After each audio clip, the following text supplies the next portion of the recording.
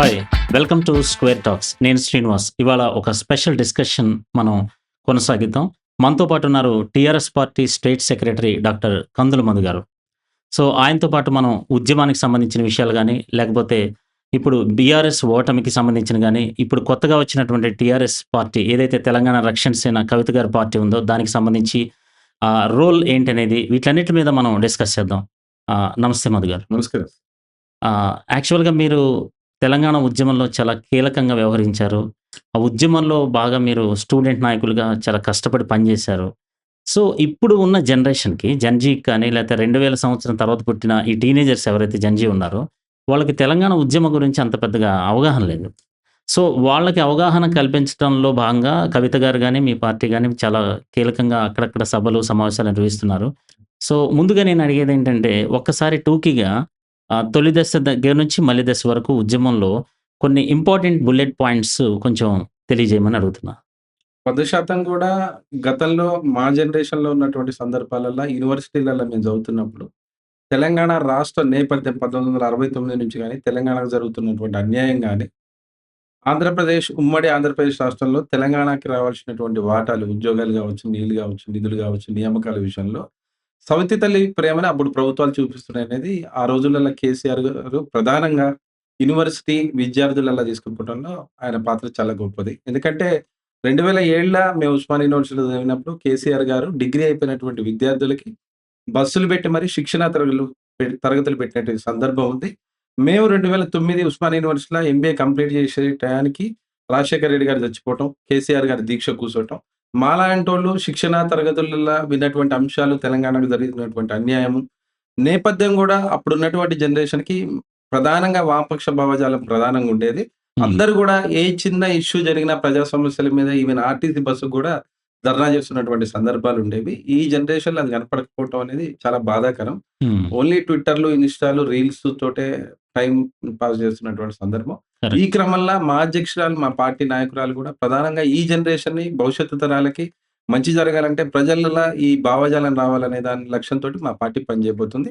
ఆ రోజు తెలంగాణ రాష్ట్రం కోసం కేసీఆర్ గారు దీక్ష కూర్చున్న వెంటనే మాలాంటోళ్ళ యూనివర్సిటీలలో ఉండటం, తెలంగాణ రాష్ట్రం గనుక ఇప్పుడు పట్టుబట్టి పోరాడకపోతే రాదనే దాంట్లో మేము ఉండటం, హ్మ్. అందరం గూడా గతం యొక్క తెలంగాణకు జరిగిన అన్యాయాన్ని మా గుండెలల్ల లోతుగా మేము అధ్యయనం చేసినటువంటి సందర్భం ఉంది కాబట్టి 1000% తెలంగాణ ఉద్యమం కోసం పోరాటం చేసినాం. జైలుకి పోయినాం. ఇక్కడ గూడా ప్రభుత్వం యొక్క ఎంత కక్షపూరితంగా ప్రవర్తించినా గాని, ఎన్ని కేసులు పెట్టినా గాని, రోజుల తరబడి జైళ్ళలో ఉంచినా గాని తగ్గలేదు. హ్మ్. దాని పోరాట పటిమ వల్లనే యూనివర్సిటీల పోరాట పటిమ వల్ల దాన్ని దిశానిర్దేశం చేసినటువంటి నాయకత్వం ఉండటం వల్ల ఇయాల తెలంగాణ రాష్ట్రం వచ్చింది. ఇప్పుడున్న భవిష్యత్ తరాలకు గూడా తెలంగాణ యొక్క రాష్ట్రంలో జరిగినటువంటి అమరవీరుల త్యాగాలు గాని, పోరాటాలు గాని, పుస్తక రూపాల్లో తీసుకొచ్చి గూడా భవిష్యత్తులో ఇంత పెద్ద గొప్ప పోరాటాలు ఎక్కడ జరగవు. హ్మ్. దీంట్లో మేము ప్రత్యక్షంగా ఉండటం, చరిత్రలో నిలబడిపోవటం అనేది మా అందరికి కూడా చాలా సంతోషం. అప్పుడున్నటువంటి సందర్భాల్లో ఏ నాయకులు తెలంగాణ రాష్ట్రం కోసం పోరాటం చేసిరో, హ్మ్. అదంతా కూడా ఒక అద్భుతమైన విజయ గాథది. అది చరిత్రలో లిఖించబడింది.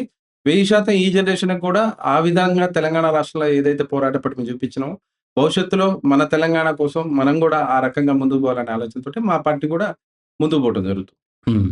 అంటే ఇప్పుడు 1969లో తొలి దశలో జరిగినప్పుడు ఐ థింక్ 369 మంది దాకా చనిపోయారు. అవును. ఓకే. సో, ఆ తర్వాత ఉద్యమం ఒక్కసారిగా హీట్ అయిపోయి మళ్ళీ కొంత గ్యాప్ అయితే వచ్చింది. సో, ఈ గ్యాప్‌లో అంటే తెలంగాణ పొలిటీషియన్స్ కానీ, ఈ కవులు గాని, కళాకారులు గాని, కార్మికులు గాని, కర్షకులు గాని వీళ్ళందరూ గూడా చాలా సేపు అంటే ఇంత గ్యాప్ వచ్చినప్పుడు వాళ్ళు ఎలా దీన్ని అంటే ఐ మీన్ జనాల్లోకి తీసుకెళ్ళకుండా ఏమన్నా ఆపగలిగారా? లేకపోతే ఎందుకంటే నాకు ఒక్కోసారి ఏం డౌట్ వస్తదంటే బెల్లి లలిత గారు అనుకుంటా అవును. ఆవిడ. ఓకే. ఇప్పటికి ఆ!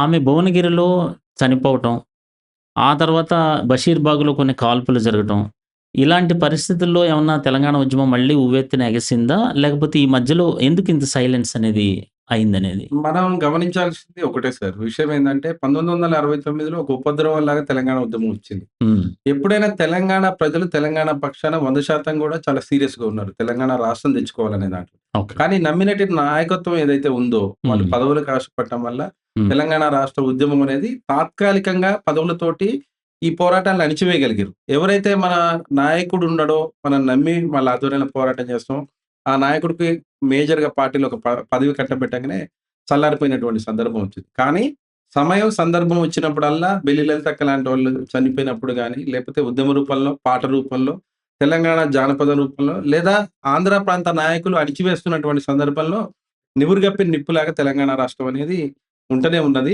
ఆ సందర్భాన్నే కేసీఆర్ గారు, ప్రొఫెసర్ జయశంకర్ లాంటోళ్ళు గమనించి, హ్మ్. బలమైన నాయకత్వం ఉంటే హ్మ్.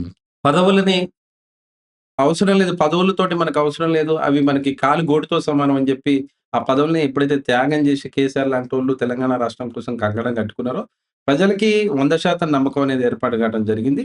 అందులో భాగంగానే ఏ పార్టీతో పొత్తు పెట్టుకున్నా కేసీఆర్ గారు తెలంగాణ రాష్ట్రం లక్ష్యమే మాకు ప్రధానమైనటువంటి అంశాన్ని ప్రజల్లో బలంగా నమ్మిచ్చి తీసుకురావడంలో ఆయన 1000% కూడా సక్సెస్ అయిండు. హ్మ్. మాలాంటోళ్ళకి కూడా అప్‌కమింగ్ జనరేషన్ కూడా అప్పుడు మాకు 25 సంవత్సరాలు యూనివర్సిటీలో ఉన్నప్పుడు కూడా హ్మ్. కేసీఆర్ లాంటి బలమైన వాక్చాతుర్యం ఉండి, పట్టు విడవని నాయకుడి ద్వారానే తెలంగాణ రాష్ట్రం వస్తున్న సందర్భంలో, మేము మా జీవితాలు కూడా త్యాగం జేసి, తెలంగాణ రాష్ట్రం కోసం పోరాటం జేసినాం. తెలంగాణ అనేది ఆత్మగౌరవ నినాదం. అప్పుడున్నటువంటి సందర్భంలో కాంగ్రెస్ పార్టీ కూడా కేసీఆర్ గారి పోరాటం గాని, ఉస్మానియా విద్యార్థుల పోరాటం గాని, యావత్తు ప్రజా సంఘాలు గాని, కుల సంఘాలు గాని, ఆంధ్ర ప్రాంత ప్రజలకు కూడా ఏమైతది వాళ్ళ రాష్ట్రం వాళ్ళకిస్తే తప్పేంటి అనేటటువంటి తప్పనిసరి పరిస్థితులు క్రియేట్ చేయడం వల్ల తెలంగాణ రాష్ట్రం వచ్చింది. అదొక అద్భుతము. హ్మ్. 100% కూడా బలమైన నాయకత్వము నమ్మిచ్చి మోసం చేయటం వల్ల తెలంగాణ రాష్ట్రం అనేది ఇంత లేట్ అయింది గానీ, హ్మ్. సమర్థవంతమైన నాయకుడు ఉంటే ఎప్పుడో తెలంగాణ రాష్ట్రం వచ్చేది. అప్పుడు 1969లో ఏదైతే జరిగిందో ఆగిపోయిందో ఆ టైంలో యాక్చువల్‌గా పొలిటీషియన్స్ యొక్క ఫెయిల్యూర్ అనుకోవచ్చా? అంటే మీరన్నట్టుగా పదవుల కోసం ఆశపడి తెలంగాణ యావత్ పొలిటీషియన్స్ ఎంపీలవ్వచ్చు, ఎమ్మెల్యేలవ్వచ్చు, మినిస్టర్స్ అవ్వచ్చు ఎవరైనా సరే సెంటిమెంట్ ఏదైతే ఉందో దాన్ని గౌరవించకుండా వాళ్ళు పదవులకు లాలూచి పడటం వల్ల కూడా లేట్ అయ్యుండొచ్చేమో. 100% 100 100% 1969లో నేషనల్ పార్టీస్‌లో కూడా ఆంధ్ర ప్రాంతానికి సంబంధించినటువంటి బలమైన నాయకుల డామినేషన్ ఉండేది. హ్మ్. మన ప్రాంత నాయకులకి పదవుల ఆశ చూపించేసరికి హ్మ్. కింద ప్రజల్లో ఉన్నటువంటి అప్పుడు ఇంత మీడియా టెక్నాలజీ, ట్విట్టర్, ఇన్‌స్టా ఇంత స్పీడ్‌గా లేదు. మూవ్‌మెంట్ చేసే పరిస్థితి లేదు. హ్మ్. నాయకుడికి పదవి ఇస్తున్న కొద్ది రోజుల పాటు అక్కడ ఉన్నటువంటి మేజర్‌గా కొట్లాడేవాళ్ళందరిని కూడా హ్మ్. దొడ్డిదారులలో దారికి తీసుకొచ్చుకోవటం, లేదా వాళ్ళకేదైనా ఆశ చూపించడం లాంటివి చూపించి ప్రజల్ని మోసం చేసిర్రు. ప్రజలెప్పుడు 100% తెలంగాణ పక్షాన ఉన్నారు. హ్మ్. 1000% సమర్థవంతమైన నాయకుడొచ్చే సందర్భం వచ్చింది. ఆ 2009లో యూనివర్సిటీలో మాలాంటి విద్యార్థి నాయకులు హ్మ్. వేల మంది ఆత్మ బలిదానాలు. హ్మ్. కనీసం ఒక చిన్న మనకేదైనా మంట లాంటిది, కరెక్ట్. అగ్గి లాంటిది అంటుకుంటేనే అమ్మ అంటాం. హ్మ్. కానీ వేల మంది విద్యార్థులతో నెత్తురు పెట్రోల్ పోసుకొని హ్మ్. కళ్ళ ముందల ఒక కన్నీటి చుక్క గారకుండా జై తెలంగాణ అనుకుంటా మాట్లాడినటువంటి సందర్భం వచ్చింది. ప్రజలు ఒక్క తెలంగాణ గాదు, హ్మ్. భారతదేశ వ్యాప్తంగా ఉన్నటువంటి ప్రజలు గూడా తెలంగాణ ఉద్యమాన్ని చూసి ఆశ్చర్యపోయినటువంటి సందర్భం ఉంది. హ్మ్. మా ఎన్‌సీసీ గేట్ దగ్గర యాదయ్య లాంటోళ్ళు హ్మ్. అర్ధాంతరంగా తెలంగాణ రాష్ట్రం రావాలని జెప్పి మా హ్మ్. కళ్ళ ముందలనే మేము పక్కనే ఉన్నప్పుడే ఆ ఒంటి మీద పెట్రోల్ పోసుకొని తగలబెట్టుకుంటున్నటువంటి సందర్భాన్ని దేశమే, హ్మ్. ప్రపంచం గూడా తెలంగాణ రాష్ట్రం యొక్క ఖచ్చితంగా రాష్ట్రం రావాలనే పోరాటాన్ని గుర్తించింది కాబట్టి తెలంగాణ వచ్చింది. దానికి హ్మ్. తగ్గట్టుగానే అప్పుడున్నటువంటి నాయకత్వం కేసీఆర్ గారు అన్ని సామాజిక వర్గాల్ని, అన్ని ప్రజా సంఘాల్ని, అన్ని కుల సంఘాల్ని ఏకం చేసిండు 100%. హ్మ్. అన్ని యూనివర్సిటీల విద్యార్థుల పోరాటం, వేల మంది అమరవీరుల ప్రాణత్యాగం వల్ల తెలంగాణ రాష్ట్రం. హ్మ్. దీంట్లో మీ ప్రత్యక్షంగా ఉండటం అనేది మాకు చాలా ఒక గొప్ప, హ్మ్. హ్మ్. అది ఇన్ని వేల కోట్ల రూపాయలు పెట్టినా రానటువంటి సంతోషం మాకు హ్మ్. తెలంగాణ రాష్ట్రం వచ్చిన రోజు కలిగింది. అయితే నా ప్రశ్నేంటంటే, శ్రీకాంతాచారి గాని, కానిస్టేబుల్ కిష్టయ్య గాని, ఇప్పుడు మీరు చెప్పిన యాదయ్య గారు గాని, వీళ్ళందరూ గూడా ఇంచుమించు 1200 మంది బలిదానాలు, అమరవీరులు వీళ్ళందరూ ఉన్నప్పటికీ గూడా, వాళ్ళ కుటుంబాలకి స్పెసిఫిక్‌గా ఏమైనా బెనిఫిట్ కానీ, వాళ్ళకి ఇవ్వవలసినటువంటి ఏమన్నా భూమి గాని, జాగా గాని, ఇటువంటి న్యాయం ఏమాత్రం జరిగింది అనేది ఒక ప్రశ్న అన్నమాట. ఇక్కడ ఒకటి మనం గమనించాలి సార్. హ్మ్. విషయం ఏందంటే వీళ్ళ త్యాగం ముందల వాళ్ళ కుటుంబాలకి ఏం చేసినా అది చిన్న విషయంగానే అది చాలా చిన్న విషయం. పరిగణించాలి. కరెక్టే. కరెక్ట్. ఆ రోజు తాత్కాలికంగా కేసీఆర్ గారు 10,00,000 రూపాయలు ఇయ్యటం, ఇంటికొక హ్మ్. ప్రభుత్వ ఉద్యోగం ఇయ్యటం, హ్మ్. హ్మ్. అమరవీరులల్లా మేజర్‌గా అంటే మనకి ఇప్పుడు ఆ ఉద్యమాన్ని ప్రభావితం చేసినటువంటి వ్యక్తుల కుటుంబాలకి న్యాయం చేసే ప్రయత్నం చేశారు. కానీ హ్మ్. ఇక్కడ మనకొక నష్టం జరిగింది. హ్మ్. తెలంగాణ ఉద్యమంలో లేనటువంటి నాయకత్వానికేమో రాష్ట్రంలో కీలకమైన పదవులు, మంత్రిత్వ శాఖలు, హ్మ్. ఇయాల వాళ్ళ యూనివర్సిటీలలో డీమ్డ్ యూనివర్సిటీలుగా వాళ్ళకి లాభం చేయటం గాని, అంటే సమైక్యవాదాన్ని సపోర్ట్ చేసిన సపోర్ట్ చేస్తూ సమైక్యవాదులు. తెలంగాణ ఉద్యమకారుల మీద దాడి చేసినటువంటి మెజారిటీ నాయకులు ఈరోజు అందరూ గూడా ఆ ప్రభుత్వంలో కీలకమైన బాధ్యతలు. మాలాంటోళ్ళు తెలంగాణ రాష్ట్రం కోసం పోరాటం చేసినోళ్ళనేమో వాళ్ళెక్కడ వెనకబడిపోయారు. సవితి తల్లి ప్రేమ చూపిచ్చారు మా మీద. హ్మ్. అమరవీరుల కుటుంబాలకు కూడా తాత్కాలికమైనటువంటి లాభం చేకూర్చేటటువంటి అంశాలు చేసిర్రు గానీ, హ్మ్. వాళ్ళని ఒక క్యాబినెట్‌లో తీసుకోవటం గానీ, హ్మ్. ఆమెకు ఒక ఎమ్మెల్యే టికెట్ ఇయటం గానీ, వాళ్ళ కుటుంబ సభ్యులకి ఎక్కడైనా ఒక రాజ్యసభనో, లేకపోతే పార్లమెంటో, అవును. వాళ్ళకి ఒక కార్పొరేషన్ చైర్మనో ఇచ్చే ప్రయత్నం అనేది తక్కువ జరిగింది. దీనివల్ల ఏం జరిగిందంటే, ఎవడైతే సమైక్య ఉద్యమాన్ని నడిపి మా కళ్ళ ముందల ఉండి వాడు పదవుల్లో ఉన్నాడో, మా హ్మ్. మీద దాడి చేయించిన వాడు, హ్మ్. నిజమైన తెలంగాణ పోరాటం చేసినోళ్ళందరూ కూడా కొద్దిగా కింద స్థాయిలో చాలా గ్రౌండ్ లెవెల్‌ల ఇబ్బందికరమైనటువంటి పరిస్థితులు ఎదుర్కోవటం జరిగింది. హ్మ్. ప్రధానంగా టీఆర్ఎస్ పార్టీ రెండో దఫాలో ఓడిపోవటానికి కూడా ఈ నాయకత్వమే కారణము. హ్మ్. ఎందుకంటే ఉద్యమం చేసినోడికి తెలంగాణ బాధ తెలుస్తది, కష్టం తెలుస్తది. మన హ్మ్. ఎత్తురు పోషినం మేము, జైళ్ళల్లో ఉన్నాము, హ్మ్. మా కుటుంబాలను వదిలిపెట్టినాము. హ్మ్. మేము ఉస్మానియా యూనివర్సిటీలో టాప్ ర్యాంక్‌లో చదివినటువంటి మెజారిటీ నాయకులు మొత్తం కూడా ఉద్యోగాలకు దూరం అయిపోయినాం. ఇప్పటికి కూడా మాకు పాస్‌పోర్ట్‌లు లేవు. హ్మ్. కేసుల్లో ఉన్నాము. పోనీ రాజకీయంగా ఏమైనా అవకాశం ఇచ్చిర్రా అంటే మళ్ళీ మా మీద ఎవడైతే దాడి చేసిండో హ్మ్. వాడే మా మీద ఎమ్మెల్యేగా వచ్చిండు. వాడే మినిస్టర్‌గా వచ్చిండు. హ్మ్. ఒక్క ఒక్క విషయంలో కూడా తెలంగాణ కోసం కొట్లాడినోళ్ళకి న్యాయం చేయటంలా హ్మ్. ఇయాల టీఆర్ఎస్ పార్టీ విఫలమైంది. హ్మ్. ప్రధానంగా వాళ్ళ దగ్గర ఊడిగం చేసినటువంటి ఏళ్ల మీద లెక్కబడి కొంతమంది నాయకులకిచ్చి తెలంగాణ మొత్తం సమాజానికి మేము న్యాయం చేసినట్టుగా వాళ్ళు క్రియేట్ చేయడం జరిగింది. హ్మ్. అది వదిలి టీఆర్ఎస్, బీఆర్ఎస్‌గా మారే క్రమంలో తెలంగాణ ఉద్యమం చేసినాము అంటే ఇంకేం తెలంగాణ అనే పరిస్థితి తీసుకురావడంతోటి హ్మ్. తీవ్ర స్థాయిలో తెలంగాణ ఉద్యమం నడిపినటువంటి వ్యక్తులు మొత్తం కూడా హ్మ్. కట్టగట్టుకొని బీఆర్ఎస్ పార్టీకి వ్యతిరేకంగా తిరగటం జరిగింది. హ్మ్. తాత్కాలికమైనటువంటి ప్రయోజనాలు లబ్ధి చేయటం అనేది, అమరవీరులకు చేయటం అనేది అది కరెక్ట్ విషయం కాదు. హ్మ్. 100% గూడా వాళ్ళని కూడా మేజర్‌గా ప్రభుత్వాలు అక్కడక్కడ భాగస్వామ్యం చేస్తే బావుంటదనేది హ్మ్. ప్రజలందరూ కోరుకున్నటువంటి విషయం. కానీ ఇది తెలుసుకోవటంలో కేసీఆర్ గారు విఫలమైపోయారు. అంటే అమరవీరుల బలిదానాల వల్ల స్టూడెంట్స్ కష్టపడి ఎన్నో నిరాహార దీక్షలు, కొట్లాటలు, ధర్నాలు ఇన్ని చేయటం వల్ల తెలంగాణ వచ్చింది. కానీ ఇదంతా ఒక పార్టీకే అంటే బీఆర్ఎస్ పార్టీకే, కేసీఆర్‌కే చావునోట్లో తలబెట్టి నేను తెలంగాణ తెచ్చిన అనే సింగిల్ క్రెడిట్ అనేది వెళ్ళింది గదా! ఆ!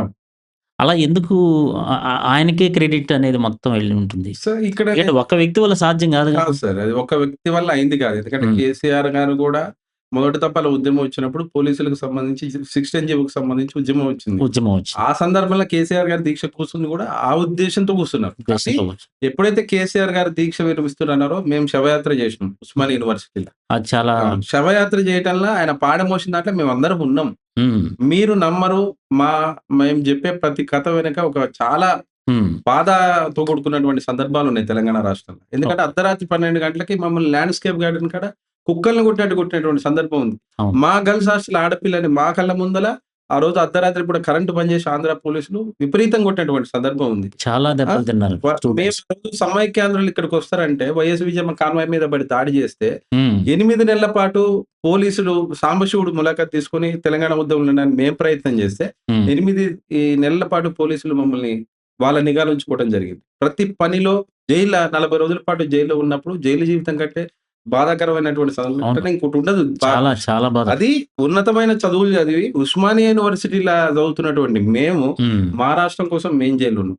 చాలా మంది గాయాల పాలైనోళ్ళుర్రు. చాలా మంది ఉద్యోగాలు కోల్పోయినోళ్ళుర్రు. చాలా మంది ప్రాణాలు కోల్పోయినోళ్ళున్నారు. అవును. చాలా మంది తెలంగాణ రాష్ట్రం కోసం చేసినటువంటి సందర్భంలో ఒక్కళ్ళకే ఇయ్యటం అనేది సమాజం గూడా ఒప్పుకోలేదు దాన్ని. కానీ హ్మ్. బలమైన నాయకుడు ఆయన ముందుండి నడిపిస్తాడు, అందరికి న్యాయం చేస్తాడనే దాంట్లో తెలంగాణ ప్రజలు బలంగా నమ్మిర్రు. హ్మ్. కానీ అందరికి న్యాయం చేయటం అనే విషయంలో ఉద్యమం చేసినోళ్ళలో కేసీఆర్ గారు విఫలమైండ్రు. అది మళ్ళా పక్క పార్టీల నుంచి వచ్చి ఆయన రాజకీయ సుస్థిరత కోసం చేసినటువంటి దాంట్ల హ్మ్. ఎవడైతే తెలంగాణ ఉద్యమంలో లేనటువంటి వ్యక్తుల్ని పెట్టడం వల్ల ఈ మా సమాజానికి తెలంగాణ కోసం పోరాటం చేసినోళ్ళకి ఇంకా తీవ్రమైనటువంటి అన్యాయం జరిగింది. చాలా మంది విద్యార్థి నాయకులు పెళ్ళిళ్ళు గూడా చేసుకోలేదు. చాలా మంది విద్యార్థి నాయకులు చదువులు వదిలేసుకుర్రు. చాలా మంది హ్మ్. విద్యార్థి నాయకులు ఉద్యోగాలు లేవు. చాలా మంది విద్యార్థి నాయకులు కుటుంబాలకు దూరం అయిపోయారు. ఈ సందర్భం, ఈ త్యాగం ఇదంతా తెలంగాణ రాష్ట్రంలో జరిగినటువంటి చరిత్రని కనుమరుగు చేసే ప్రయత్నం జరిగిందనేది మేము హ్మ్. చెప్పుకోవచ్చు. అంటే ఇప్పుడు ఆ రోజు పార్లమెంట్‌లో బిల్లు వచ్చిన రోజు, అసలు ఆ తెలంగాణ వచ్చిన రోజు హర్షాతిరేకాలు గాని, ఆనందం గాని, ఇన్ని వందల మంది, వేల మంది కష్టాలు పడి చనిపోయినా గూడా, మొత్తానికి తెలంగాణ అయితే సాధించాం మనం అని చెప్పి ఆ సంతోషంలో అసలు ఒక్కొక్కళ్ళు మేధావులకు కానీ, పెద్ద పెద్ద వాళ్ళకి కానీ కాళ్ళకి నమస్కారాలు పెట్టి, పూజలు చేసి ఎంతో ఆనందంతో ఉన్న వ్యక్తులు వాళ్ళ ఎక్స్‌పెక్టేషన్స్ ఎక్కడికి వెళ్ళిపోయినాయి. ఇంక మన కష్టాలన్నీ తీరిపోతాయి. అవును. మన నీళ్ళకి ఇక అన్యాయం లేదు, నిధులకి అన్యాయం లేదు, నియామకాలు బానే ఉంటాయి అని అనుకున్నారు గదా! మరి అది నిజంగా ఎంతవరకు నెరవేరింది? అదే సార్ మేమనేదేందంటే, మా జీవితంలో ఒక అద్భుతమైన మర్చిపోలేనటువంటి రోజంటే తెలంగాణ రాష్ట్ర ప్రకటన రావడం. మెమరబుల్. ఎందుకంటే కళ్ళ ముందలనే మనిషి చచ్చిపోతుండనే బాధ మేము ఉదయం పూట లేచి హ్మ్. ఉస్మానియా యూనివర్సిటీలో వాకింగ్ చేసే లోపల ఒక చెట్టుకి శవాలాడేవి ఉండేది. అబ్బా! వందల శవాలు ఎక్కడో పుడతాడు, ఎక్కడో పెరుగుతాడు, హ్మ్. వస్తాడు.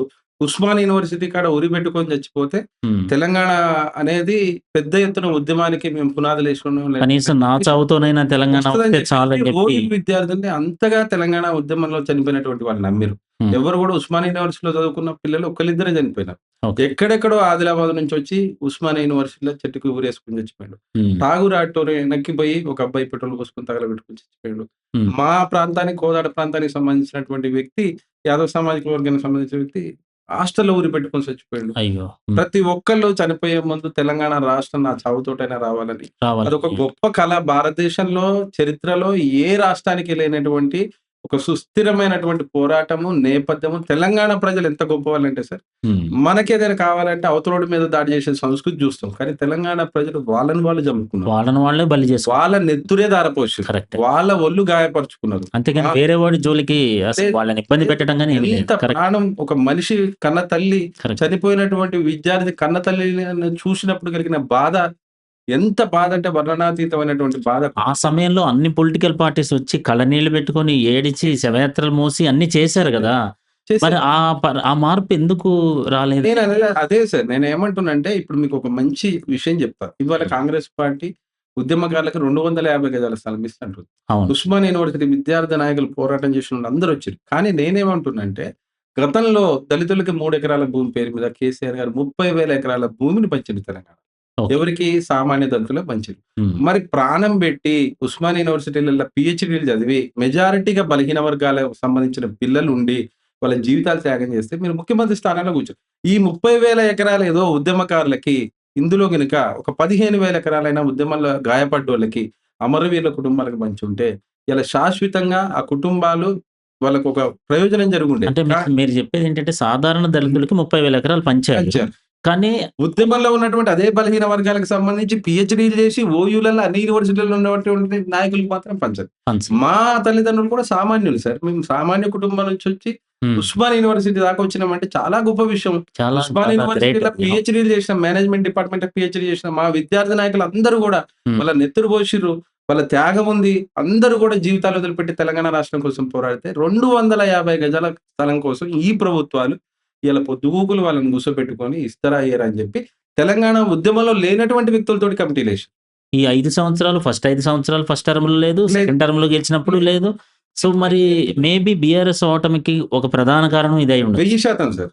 చేశాడు. కేసీఆర్ గారి పీరియడ్‌లో హ్మ్. తెలంగాణ ఉద్యమంలో ఎవరు పనిచేసినోళ్ళకి ఎమ్మెల్యే టికెట్ ఇచ్చినా గెలిసే పరిస్థితి ఉంది. హ్మ్. కానీ పక్క పార్టీల నుంచే మళ్ళా ఆ పార్టీలలో ఉన్నటువంటి వ్యక్తుల్ని తీసుకొచ్చి ఆయన పెట్టుకోవటం వల్లనే హ్మ్. టీఆర్ఎస్ అనే పార్టీ ఒరిజినాలిటీ కోల్పోయింది. హ్మ్. మేము ఆయనకున్నటువంటి విజన్‌ని, ఆయన నాయకత్వాన్ని కించపరచను కానీ, ఓకే. ఆయనకున్నటువంటి కింద కోటరీ చేరినటువంటి వ్యక్తులు చేసే క్రమంలో ఆయనైతే చాలా పెద్ద మనిషి, పెద్ద మనసున్న వ్యక్తి అని నేను కూడా నమ్ముతా. హ్మ్. కానీ పెట్టే కన్నతల్లి ప్రేముండాలి విద్యార్థి నాయకుల మీద. ఎందుకంటే కానీ సౌతి తల్లి ప్రేమ చూపించడం వల్ల మాకు నేను చాలా సందర్భాలు కూడా చెప్పిన.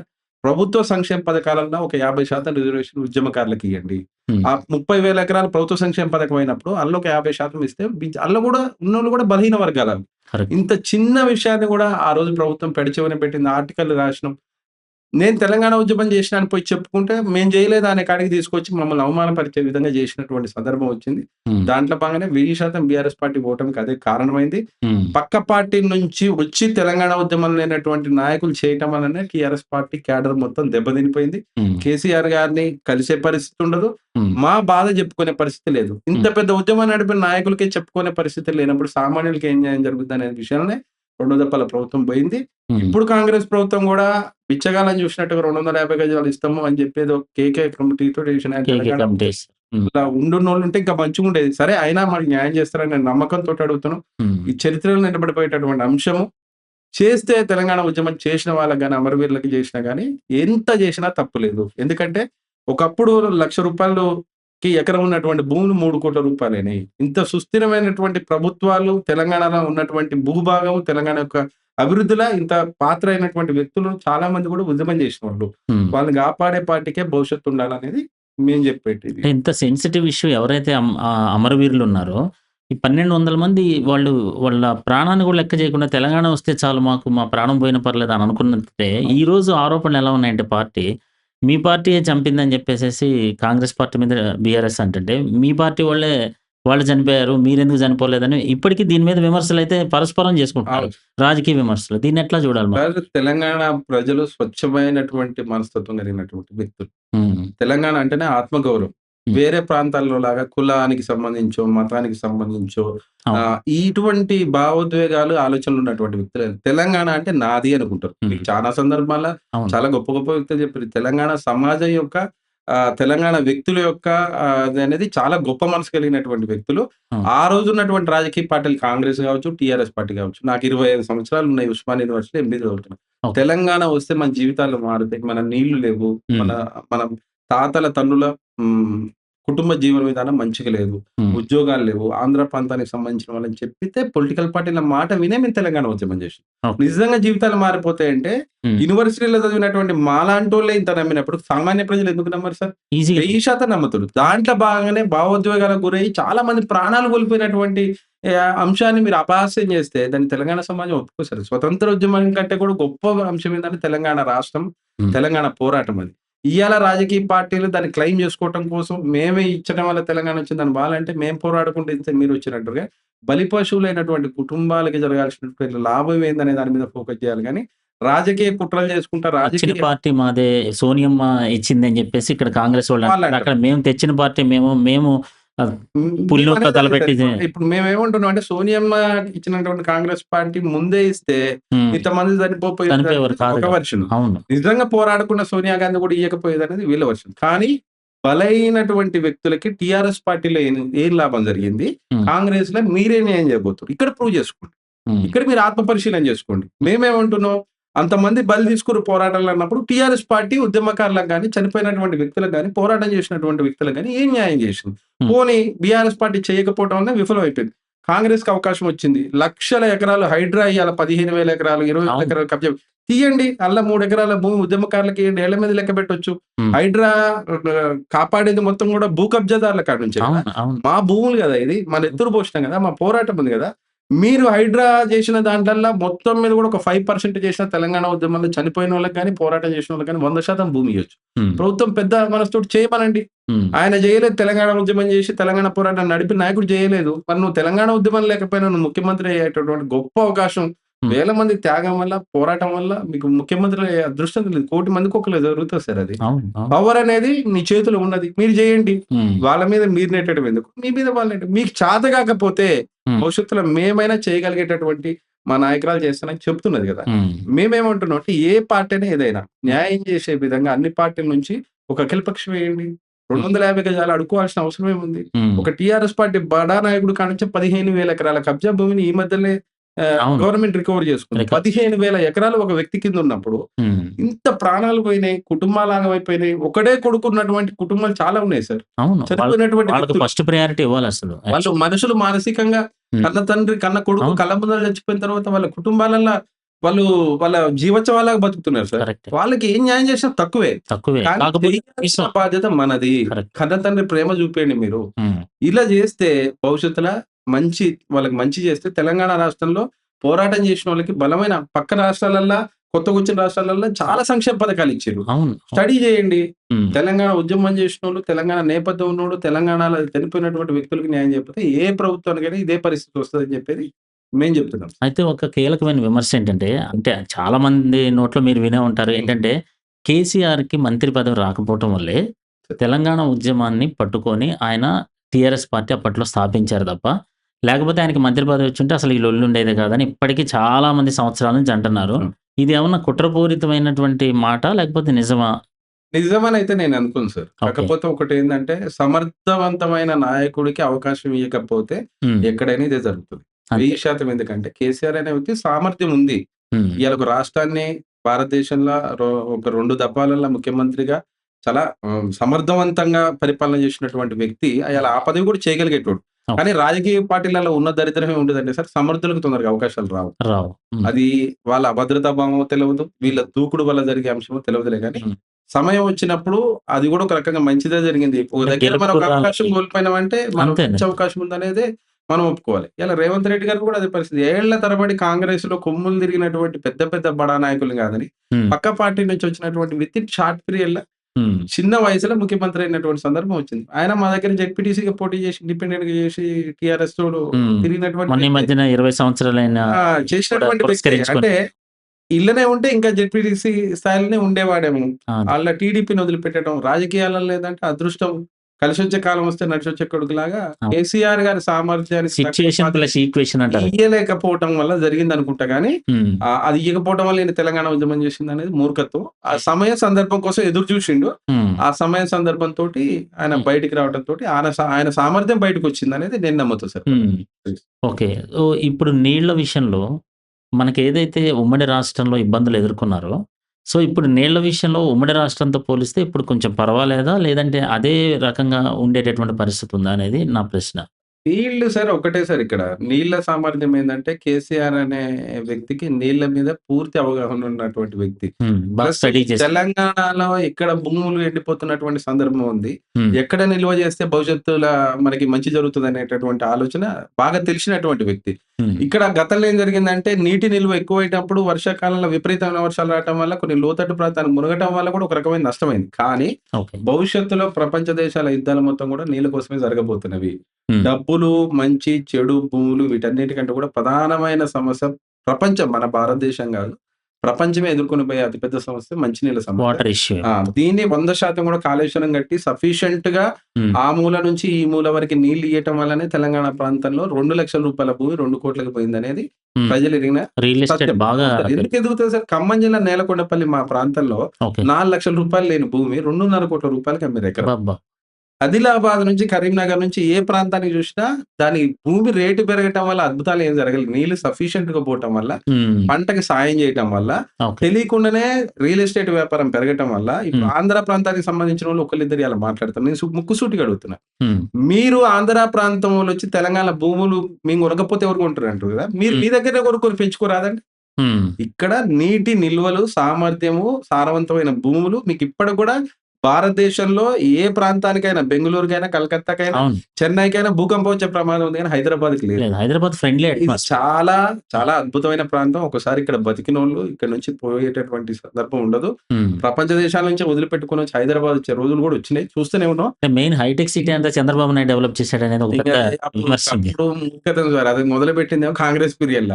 కాంగ్రెస్ పీరియడ్‌లో మొదలుపెట్టారు గానీ, మొదలుపెట్టింది. మొత్తం అంతా చంద్రబాబు నాయుడే డెవలప్ చేసాడని చెప్పేసేసి ఇక point. Chandrababu Naidu WHO world health organization నుంచి ఆర్‌బీఐ కానించి అన్నీ నేనే కట్టాననమన్నా అంటాడు సార్. చంద్రబాబు మాటల్ని మేము విశ్వసించం. ఓకే. ఎందుకంటే చంద్రబాబు మ్యానిప్యులేటింగ్ చేసి ఈ న్యూస్ స్ప్రెడ్ చేసుకోవటంలో చాలా పెద్ద గోబెల్స్ ప్రచారం చేయడంలో చంద్రబాబు గారు చాలా దిట్ట సార్. హ్మ్. తెలంగాణ ప్రాంతంలో ఏందంటే మూలాలు ఇప్పుడు మనకి చరిత్ర మొత్తం చదువుతుంటే తెలుస్తుంది. హ్మ్. 69లో ఆంధ్ర ప్రాంతం విడిపోయినప్పుడు కర్నూలు రాజధాని అంటే అక్కడ బతకడానికి లేకపోతే బూర్గుల రామకృష్ణారావు గారిని పిలిపించి హ్మ్.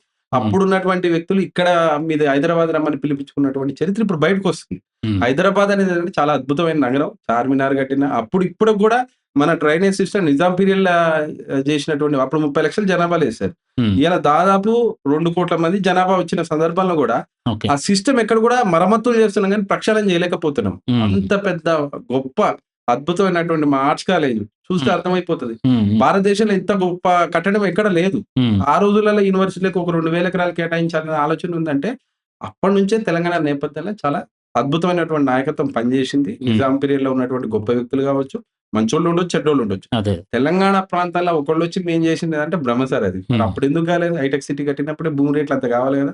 హ్మ్. కేవలం హైదరాబాదే ఫోకస్‌గా చేసుకొని, వాళ్ళ రియల్ ఎస్టేట్, వాళ్ళ భూములకు సంబంధించి కొంతమంది నాయకత్వం చేసుండొచ్చు గానీ, చరిత్ర ఏందంటే కేసీఆర్ గారి పీరియడ్‌లల్ల నీటి వసతి ప్రతి మారుమూల ప్రాంతానికి పోవటం వల్ల భూమి విలువ పెరిగింది.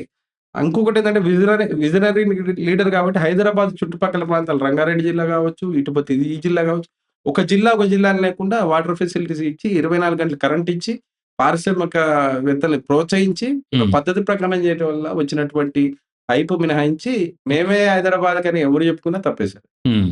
అది సో, సంతోషం. ఇక్కడ ఇప్పుడు మీ పార్టీ విషయానికొస్తే గనక, సార్.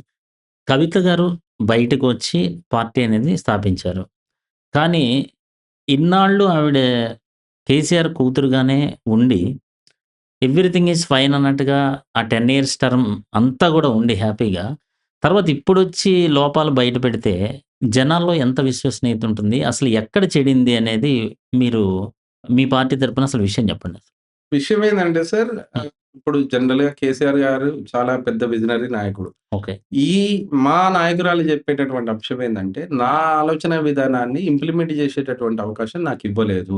ఓకే. నేను మెంబర్ ఆఫ్ పార్లమెంట్‌కి ఒక దఫాల చేసిన తర్వాత ఓడిపోయే సందర్భం వచ్చినప్పుడు కుట్ర హ్మ్. చేసింది నా చుట్టూ ఉన్నటువంటి నాయకత్వమే. హ్మ్. కంపేర్ చేస్తే కేటీఆర్ గారిని కవితని కంపేర్ చేస్తే కవితక్క కొద్దిగా అగ్రెసివ్. ఓకే. హరీష్ రావు కవితక్క కంపేర్ చేస్తే కూడా కవితకి అగ్రెసివ్. కానీ ఓకే. వాళ్ళిద్దరు ఒక పక్క ఉండి ఈమెను ఒక పక్కన చెప్పి టార్గెట్ చేస్తే, భవిష్యత్తులో కేసీఆర్ గారి తర్వాత నడవడికలు గాని, ఆలోచన విధానాల్లో గాని చాలా వరకు దగ్గరగా చూసినోళ్ళల్ల. ఇప్పుడు హ్మ్. రామన్న, కేటీఆర్ ఉన్నప్పటికి కూడా హ్మ్. రామన్న కొద్దిగా గ్రౌండ్‌లో పనిచేయడానికి చాలా కష్టం, ఇబ్బంది పడుతుంటాడు. ఓకే. ఈమె సార్ లాగానే ఆదిలాబాద్ నుంచి, అశ్వరావుపేట నుంచి ఎక్కడికి తిరగమన్నా అర్ధరాత్రైనా మహిళనే భయం లేకుండా ధైర్యంగా తిరిగొచ్చేటటువంటి రకం. హుహు. ఈమె నేను పార్టీలో నాకు పగ్గాలు చేతికిస్తే బలంగా నేను పని చేస్తా. నా నాయకత్వం గూడా ఎదగాలి అనే క్రమంలో 10 ఏళ్ళు చెయ్యనీయలేదనేది ప్రధానంగా మా నాయకులు చెప్పేటటువంటి ఆరోపణ. ఎందుకంటే నేను నాయకురాలిగా నాకు ఆ ఫ్రీడమ్ ఇస్తే వీళ్ళిద్దరు సస్టైన్ కావటం అనేది చాలా కష్టమైన పని అనే దాంట్లో పార్టీలో నా గొంతు మూసిరనేది ప్రధానమైన ఆరోపణ సార్. రెండోదేంటంటే లిక్కర్ కేసుల ఇరికించటంలో నా ప్రమేయం లేకుండా క్యాబినెట్ తీర్మానం జరిగేటటువంటి చట్టబద్ధతమైనటువంటి పనిలో గూడా కొంతమంది మా పార్టీలో ఉన్నవాళ్ళు నాకు అత్యంత సన్నిహితులే నా వెనక ఉండి గుంటనక్కలాగా హ్మ్. కొన్ని చేసినటువంటి పనుల వల్లనే నేను జైలుకి పోవాల్సినటువంటిది వచ్చింది. జైలుకి పోయినప్పటికి కూడా నేను 3 నెలల పాటు దిగమింగుకున్నా. నా హ్మ్. కష్టాన్ని బయటికి చెప్పలేదు. కానీ మా నాన్న కేసీఆర్ గారి మీద కూడా ఇదే రకమైన కుట్రలు జరుగుతుంటే కూడా పార్టీలో చర్య తీసుకోవాల్సినోళ్ళేమో దగ్గరికి చేసుకుంటుర్రు. నిజం చెప్పే నాలాంటోళ్ళనేమో దూరం పెడుతుర్రనే దాంట్లో నాకు ఆమె జైలుకి పోయొచ్చిన తర్వాత మార్పు రావటం జరిగింది. నేను తెలంగాణ ప్రజల పక్షాన నాకు ఒక ఓన్ ఐడెంటిటీ ఉంది. నేను పని జేయాలి. మా నాన్న ఏదైతే చేసి ఆపేషిండు చేయలేని దాన్ని నేను చేయాలనే ఆలోచనతోటి కొత్త ఆలోచన విధానంతోటొచ్చింది. ప్రధానంగా చెప్పేదేంటంటే కేసీఆర్ గారి పార్టీలో ఉంటూ కేసీఆర్ గారికి కుట్రలు చేసి అవకాశం రాకపోవటం వల్ల ఇంకా ఇళ్ళనే వండుకుంటూ నటిస్తున్నారని మా నాయకురాలు చెప్పేటటువంటి ఆరోపణ. సమయ సందర్భం వచ్చినప్పుడు వాళ్ళేం కుట్రలు చేసిర్రో కూడా బయట పెడతానని చెప్పి చెప్తున్నటువంటి సందర్భం ఉంది. ఆమెకు కూడా అనుభవం ఉంది. మెంబర్ ఆఫ్ పార్లమెంట్‌గా చేసింది. కశ్మీర్ పండిట్ల గురించి పార్లమెంట్‌లో మాట్లాడింది. హ్మ్. గ్రౌండ్‌లో చాలా సందర్భాలలో జాగృతి పేరు మీద ఉమెన్ పనిచేసింది. రిజర్వేషన్ బిల్ కోసం జంతర్ బిల్లు మంతర్ కోసం దగ్గర పోరాటం పోరాటం చేసి అయితే ఆమె చిన్నగా హ్మ్. తాత్కాలికంగా పదవులకి ఆశపడి చేసేటటువంటి వ్యక్తి కాదు. తనకొక క్లియర్ ఆలోచన విధానం ఉంది. ఆ ఆలోచన విధానము నా మీద పడ్డ మచ్చ ఇప్పుడు క్లీన్ చిట్ వచ్చింది ఎట్లాగో జ్యుడిషియల్‌గా. హ్మ్. నేను తెలంగాణ ప్రజలకి ఎక్కడైతే నా మీద మరకేసిర్రో నాకు కుటుంబం ఉంది. నాకు పిల్లలుర్రు. నేను నా వ్యక్తిగతంగా మహిళా నాయకత్వాన్ని తెలంగాణ సమాజంలో గూడా నిలబెట్టాలంటే నాలాంటోళ్ళు వ్యక్తిగతంగా ఇండివిడ్యుయల్‌గా పోరాటం చేయాలనేది ఆమె అంటే మాకు డౌట్ ఏంటంటే, ఇప్పుడు ఫ్యామిలీ ఇష్యూలో అంటే ఫ్యామిలీలో ఏదైనా కాన్‌ఫ్లిక్ట్స్ వచ్చి ఈమె బయటికి రావటమా? లేతే పార్టీలో ఏదన్నా డిస్క్రిమినేషన్‌కి అంటే కేటీఆర్‌కి ఇచ్చిన ప్రిఫరెన్స్ నాకు ఆడపిల్లగా ఇవ్వలేదనేటటువంటి పాయింటా? లేదంటే ఈ లిక్కర్ కేసులో సరైన సపోర్ట్ రాలేదు అనేటటువంటి పాయింట్ తోటి ఆవిడ బయటకొచ్చిందా? ఇప్పుడు ఎట్లా అని? 1000% పార్టీ అంటే ప్రాంతీయ పార్టీలు వ్యక్తిగతంగానే ఉంటాయి సార్. నేషనల్ పార్టీస్‌లో అంటే కరెక్ట్. పర్సనల్ వేరు, అవును. పార్టీ వేరు. కానీ అవును. ప్రాంతీయ పార్టీలల్ల పర్సనల్ అయినా, హ్మ్. హ్మ్. వ్యక్తిగతమైన పార్టీ అయినా ఒకటే. పార్టీలో. ఎందుకంటే హ్మ్. Supreme is boss is KCR. అంతే. కేసీఆర్ గారి కొడుకు కేటీఆర్ గారు. హ్మ్. బిడ్డ కవితక్క. నీట్‌గా. ఒక పరిధి దాటి ఒక మెంబర్ ఆఫ్ పార్లమెంట్‌కి ఒక ప్రాంతానికే పరిమితం చేయాలనేటువంటి కుట్ర జరిగిందనేది కవితక్క చెప్తున్నటువంటి సందర్భం. హ్మ్. ప్రధానంగా కేసీఆర్ గారికి జరిగే విషయాలు తెలీవు. చుట్టూ హ్మ్. ఉన్నటువంటి ఆయన అత్యంతగా నమ్మినటువంటి వ్యక్తులు చేసిన కుట్రలో భాగంగానే నేను జైలుకి పోవడం జరిగింది. హ్మ్. నింద నేను మోసినా, హ్మ్. నింద ఏది పడ్డా నేను మోసినా, కానీ మంచి కాడికొచ్చేసరికే వీళ్ళ భాగస్వామ్యం ఎక్కువ చూపిస్తున్నారనేది ప్రధానమైనటువంటి ఆరోపణ. 1000% ఆమె సామర్థ్యానికి తగ్గ పదవి, అవకాశము, ఆమె నాయకత్వాన్ని వాడుకోకపోవటం వల్లనే కొత్త పార్టీ పెట్టి కొత్త ఆలోచన విధానంతో పోవాలనేది ఆమె ఆలోచన. బీఆర్ఎస్ పార్టీ ప్రధానంగా ఓడిపోవటానికి కూడా ఈ నాయకత్వం చేసినటువంటి పనులే బీఆర్ఎస్ పార్టీ ఓటమికి కారణం. ఈ పార్టీకి ఓటమి రాబోతుందని నేను ముందుగానే హెచ్చరించినప్పుడు కూడా హ్మ్. నా మాట పరిగణలోకి తీసుకోలేదనేది అంటే ఈవిడ ముందరగానే లోపల ఇంటర్నల్‌గా ఇష్యూస్ తెచ్చారు. అవును. తెచ్చినా గూడా వాళ్ళసలు ఏమాత్రం పట్టించుకోలేదు. అక్కడికి చేరనీయలేదనే నేను ఉత్తరం రాస్తే దాని లీకేజ్ కూడా మా నాన్నకి కన్న కూతురికి ఇప్పుడు సొంత కూతురే గదండీ! జనరల్‌గా డైరెక్ట్‌గా యాక్సెస్ ఉంటది గదా! ఆవిడ చెప్పినప్పుడు వినలేదనా ఇప్పుడు? కేసీఆర్ గారిది చాలా విచిత్రంగా ఉంటది సార్. విచిత్రంగా అది ఉంటుంది. అదే. కన్న హ్మ్. కూతురైనా కన్న కరెక్టే. నరేంద్ర మోడీ గారే ప్రధానమంత్రి సాక్షాత్తు భారతదేశానికి వచ్చినటువంటి ప్రధానమంత్రి. హ్మ్. 3 దఫాలు ఒక ముఖ్యమంత్రి స్వాగతించకుండా పంపించినటువంటి నేపథ్యం. హ్మ్. ఆయనకి నచ్చకపోతే ఎవరిని రాని. నువ్వు ప్రధానమంత్రినే పట్టించుకోడు. నచ్చితే ఎవరి దగ్గర ఎక్కడో మారుమూల ప్రాంతంలో ఉన్నోళ్ళు కూడా దగ్గరికి పోయి పిలిపించుకుంటాడు. కలిసేటటువంటి కరెక్ట్. మనస్తత్వం ఉంది. కరెక్ట్. అది దేవుడు ఆయనకిచ్చినటువంటి ఆయన వ్యక్తిత్వం అట్లాంటిది. అట్లాంటి. దాంట్లో కూతురు అనే దానికి పెద్దగా ఎగ్జామ్షన్స్ లేవని మా నాయకురాలే చెప్పినటువంటి సందర్భాలున్నాయి. అలాంటి వాటి వల్లనే పెద్ద ఎత్తున ఇయాల రేవంత్ రెడ్డి అనే వ్యక్తి చేసినా చేయకపోయినా ప్రధానమంత్రి కాడికి పోయినట్టు, కలిసినట్టు, ఏదో పనులు చేసేటటువంటి ట్రెండ్ నడుస్తుంది. గతంలో కేసీఆర్ గారు అలా చేయకపోవటం వల్లనే కేంద్ర ప్రభుత్వం కూడా బిఎల్ సంతోష్ అనే వానికి ఒక లీగల్ నోటీసులు ఇవ్వటం, కుట్ర జరిగిందంటం, జాతీయ పార్టీలతోటి వైరం కూడా ఒక రకంగా నష్టం జరిగే ప్రమాదం ఉంది. ఇలాంటివన్నీ కూడా తెర వెనకన ఉన్నటువంటి కేసీఆర్ గారు నమ్ముతున్నటువంటి వ్యక్తులు చేస్తుర్రు అని చెప్పి మా నాయకురాలు చెప్పినటువంటి సందర్భం. అంటే ఇప్పుడు కవిత గారు ఒక తల్లిగా తెలంగాణలో తిరుగుతున్నారు. చాలా స్టూడెంట్స్ కానీ అన్ని వర్గాలకు అండగా ఉంటున్నారు. అవును సార్. అయితే ఇంతకు ముందు ప్రతిపక్షాలు ఏదైతే విమర్శలు చేసినాయో ఆ విమర్శలు కొన్ని ఇప్పుడు చేస్తున్నారు యాక్చువల్‌గా. అవును. ఇంకోటి ఏంటంటే నా ప్రధానమైన డౌట్ హరీష్ రావు గారిని గుంటనక్కంటాం, హరీష్ రావు గారి మీద ఎక్కువ టార్గెట్ చేయటం జరుగుతుంది. సో ఎందుకనేది? ఎందుకంటే సార్ ఇప్పుడు క్లియర్‌గా మీరు గమనించాల్సినటువంటి ఒక అంశం ఉంది సార్. నాయకుడు స్వచ్ఛమైన ముసుగుతోటి ఉండటం ఒకటి నాయకులు కనపడటం. ఓకే. ఇంకొకళ్ళేమో తన ముసుగులో మంచిగా వండుకుంటా వెనక అతిపెద్ద అవినీతి సామ్రాజ్యాన్ని చేయటం అనేది ఇక్కడ మనకు కనపడుతున్నటువంటి సందర్భం. ఓకే. ఎస్పెషల్లీ హరీష్ రావు గారి మీద మా నాయకురాలు చేసినటువంటి ఆరోపణలల్ల ఎగ్జాంపుల్ ఒకటి చెప్తా మీకు. ఇప్పుడు సిద్దిపేట ఏరియాలో ఔటర్ రింగ్ రోడ్డు పడ్డ దాంట్లో కేవలం హరీష్ రావు గారు 450 ఎకరాల భూమి ఉందని చెప్పి ఔటర్ రింగ్ రోడ్ రూటే మార్చేసిండ్రు. ఓకే. ఇది ఆధారాలతో సహా ఆమె బయట పెట్టినటువంటి సందర్భం. ఇది 450 ఎకరాల భూమి హరీష్ రావు గారు తీసుకోవటం వల్ల ఔటర్ రింగ్ రోడ్ ప్లాన్ రూటే చేంజ్ చేశారు. ఇది మ్యాప్ తీసి మరి బయట పెట్టినటువంటి సందర్భం. ప్రూఫ్‌లతో సహా బయట ప్రూఫ్‌లతో చాలా మా నాయకురాలు ఎప్పుడు ప్రెస్ మీట్ పెట్టినా జరిగిన దాన్ని కళ్ళగట్టినట్టుగానే చెప్పింది. దీని మీద ఆయన ఏమన్నా కౌంటర్ టీఆర్ఎస్ పార్టీ ఇంతవరకు ఏ దాని మీద కూడా స్పందించినట్టు సందర్భం లేదు. మా నాయకురాలు ఆమెకున్నటువంటి నాలెడ్జ్‌లో, ఆమెకున్నటువంటి అనుభవంలో ఆమె ఏది బయట పెట్టినా, ఎక్కడ బీఆర్ఎస్ పార్టీలో ఎంత లోతుగా బయట పెట్టినా గానీ దానికి వాళ్ళు కౌంటర్ ఇచ్చిన సందర్భం లేదు. కానీ నీ ముసుగు బయటకు ఒకటి ఉంది, లోపల ఒకటి ఉంది అనేది మా నాయకురాలు చేసేటటువంటి ఆరోపణ. దాంట్లో భాగంగానే ఎవరి మీద ఆరోపణ చేసినా, ఏది చేసినా చాలా పకడ్బందీగా ఆరోపణలు ప్రూఫ్‌లతో సహా బయట పెడుతుంది కానీ స్పందన రావట్లేదు. ఇప్పుడే తెలంగాణ సమాజాలు ఇప్పటిదాకా మనం మాట్లాడినాం. ఉద్యమాలు చేసినోళ్ళు, పోరాటాలు చేసినోళ్ళు, ప్రాణాలు పోగొట్టుకున్నోళ్ళు, వాళ్ళ కుటుంబాలు, అమరవీరులు, వాళ్ళ జీవితాలలో ఎటువంటి మార్పు రాలేదు. ఈవెన్ మాలాంటి ఉద్యమాలు చేసినోళ్ళలో కూడా రాలేదు. కానీ అంతకు ముందు సమాజంలో ఉన్నటువంటి ఈ నాయకత్వం, ఇప్పుడు మనం చెప్తున్నటువంటి ప్రధానమైన నాయకత్వం కూడా వేల కోట్లు భూములు, వేల కోట్ల ఆస్తులు, వేల కోట్ల లక్షల కోట్ల సంపాదనలకు వెళ్ళిపోయారు. కాబట్టి సమాజం 2 వర్గాలుగా చీలిపోయింది. పోరాటం చేసిన అట్లే ఉన్నాం. మా ఉస్మానియా యూనివర్సిటీలో ఇంతమంది విద్యార్థి నాయకులకి ఎవరికి చక్కగా ఒక ఇల్లు కొనుక్కున్నటువంటి దాఖలాలు కూడా లేవు. 15 ఏళ్ల త్యాగాలల్లా ప్రాణాలు పోయి, కుటుంబాలు పోయి, ఒక ఇల్లు 250 గజాల కోసం అన్ని ఆర్గనైజేషన్ సార్, మీరు ఆశ్చర్యపోతారు. ఏబీ విపోళ్ళు కూడా పొద్దు నుంచి సాయంత్రం దాకా నిలబడ్డారు 250 గజాల స్థలం కోసం. కానీ మరి సమాంతరంగా ఉన్నటువంటి నాయకత్వం, వాళ్ళు చేసిన పోరాటం ఏంది? మేమే నాయకత్వం అంటున్నారు. మరి మీ జీవితాలలో ఒకటేసారి ఇంత మార్పులు ఎందుకు వచ్చినాయి అనేది ప్రధానమైనటువంటి ఆరోపణ. ఇప్పుడు కాంగ్రెస్ పార్టీ కూడా దాని గురించి ఏం పట్టించుకోవట్లేదు. అసలు రేవంత్ రెడ్డి నాయకత్వంలో కాంగ్రెస్ పార్టీ కూడా సార్, మీరు ఒకటి గమనించండి సార్, ఏ పార్టీ అధికారంలోకి వచ్చినా ఆస్తులు అవినీతిమయం, డబ్బు బాగా పలుకుబడినటువంటి వ్యక్తులు ఈ నాయకత్వంతో కూడా సామరస్యంగా వాళ్ళ పనులు వాళ్ళు చేసుకునేటటువంటి. రేపు మీ పార్టీ అధికారంలోకి వస్తే ఈ ఇష్యూని ఏమన్నా అడ్రస్ చేయగలుగుతారా? మాలాంటి నేపథ్యంలో చేయలేము సార్. ఇప్పుడు మీరు నేను అనేది కవిత గారి పార్టీ 1000% చేయాలి సార్.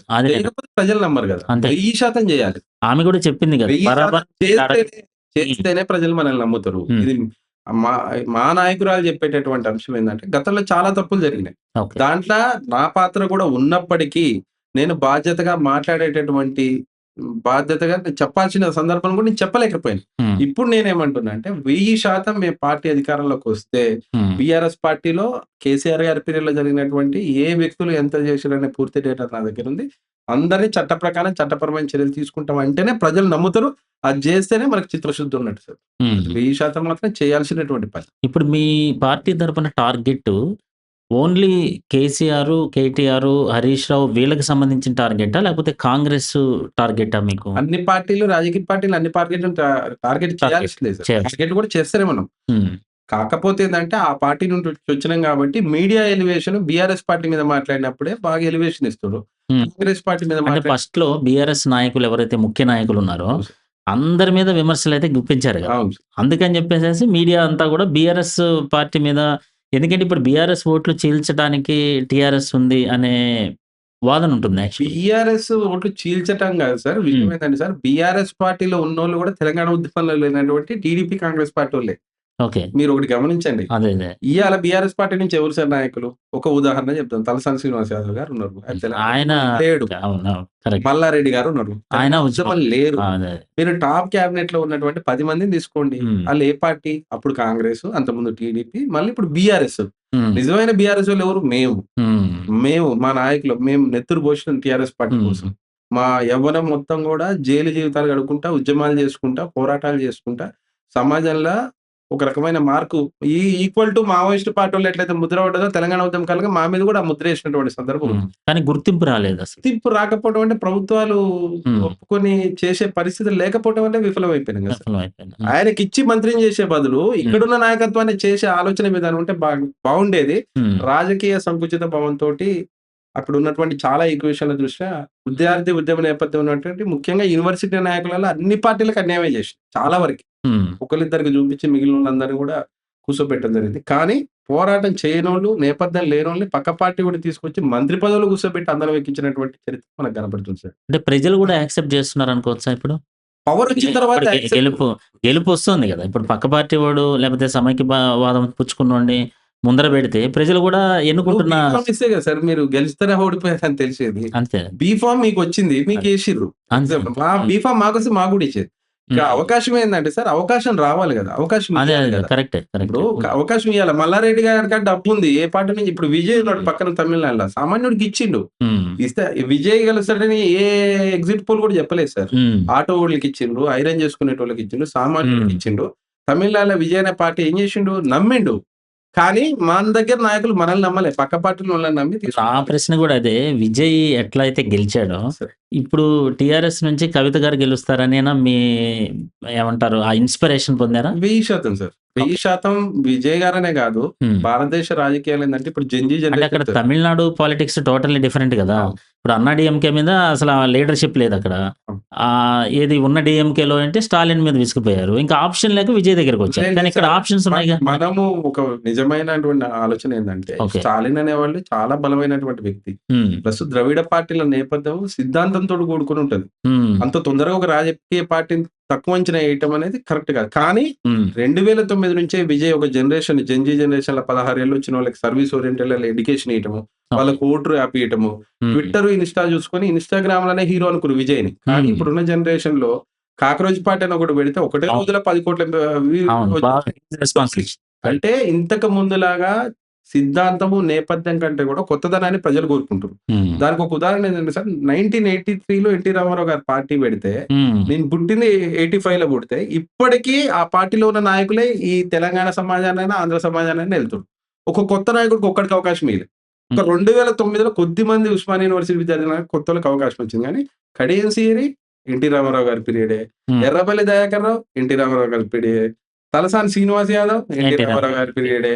ఇట్లా మీరు ఏ నాయకుడైనా చూడండి. ఈవెన్ దో కేసీఆర్ గూడా ఎన్టీఆర్. ఎన్టీఆర్ గారి నాయకుడే. మేమేమంటున్నామంటే నేను 25 ఏళ్ళు ఉన్నప్పుడు రాజకీయాల్లోకొచ్చినాం మాలాంటోళ్ళం. హ్మ్. యువత రావాలి అంటాం. మాకు 40 సంవత్సరాలు దాటుతున్నాయి. హ్మ్. యువత రావాలి అంటేనే రాజకీయపరమైన అవకాశాలు ఇట్లా ఫెయిల్ అయ్యారు. అది కనిపెట్టినటువంటి విజయ్ కొత్త వాళ్ళతోటి ఒక ట్రయల్ ఏసిండు. అది 1000% సక్సెస్. మన దగ్గర కూడా ఆ పొలిటికల్ స్పేస్ అనేది ఉంది. ఈ జెన్‌జీ జనరేషన్‌లో హ్మ్. ఇప్పుడున్న దాంట్లో ఏది ఎప్పుడు ఏం జరుగుతుందో ఎవరు ఊహించే పరిస్థితి లేదు.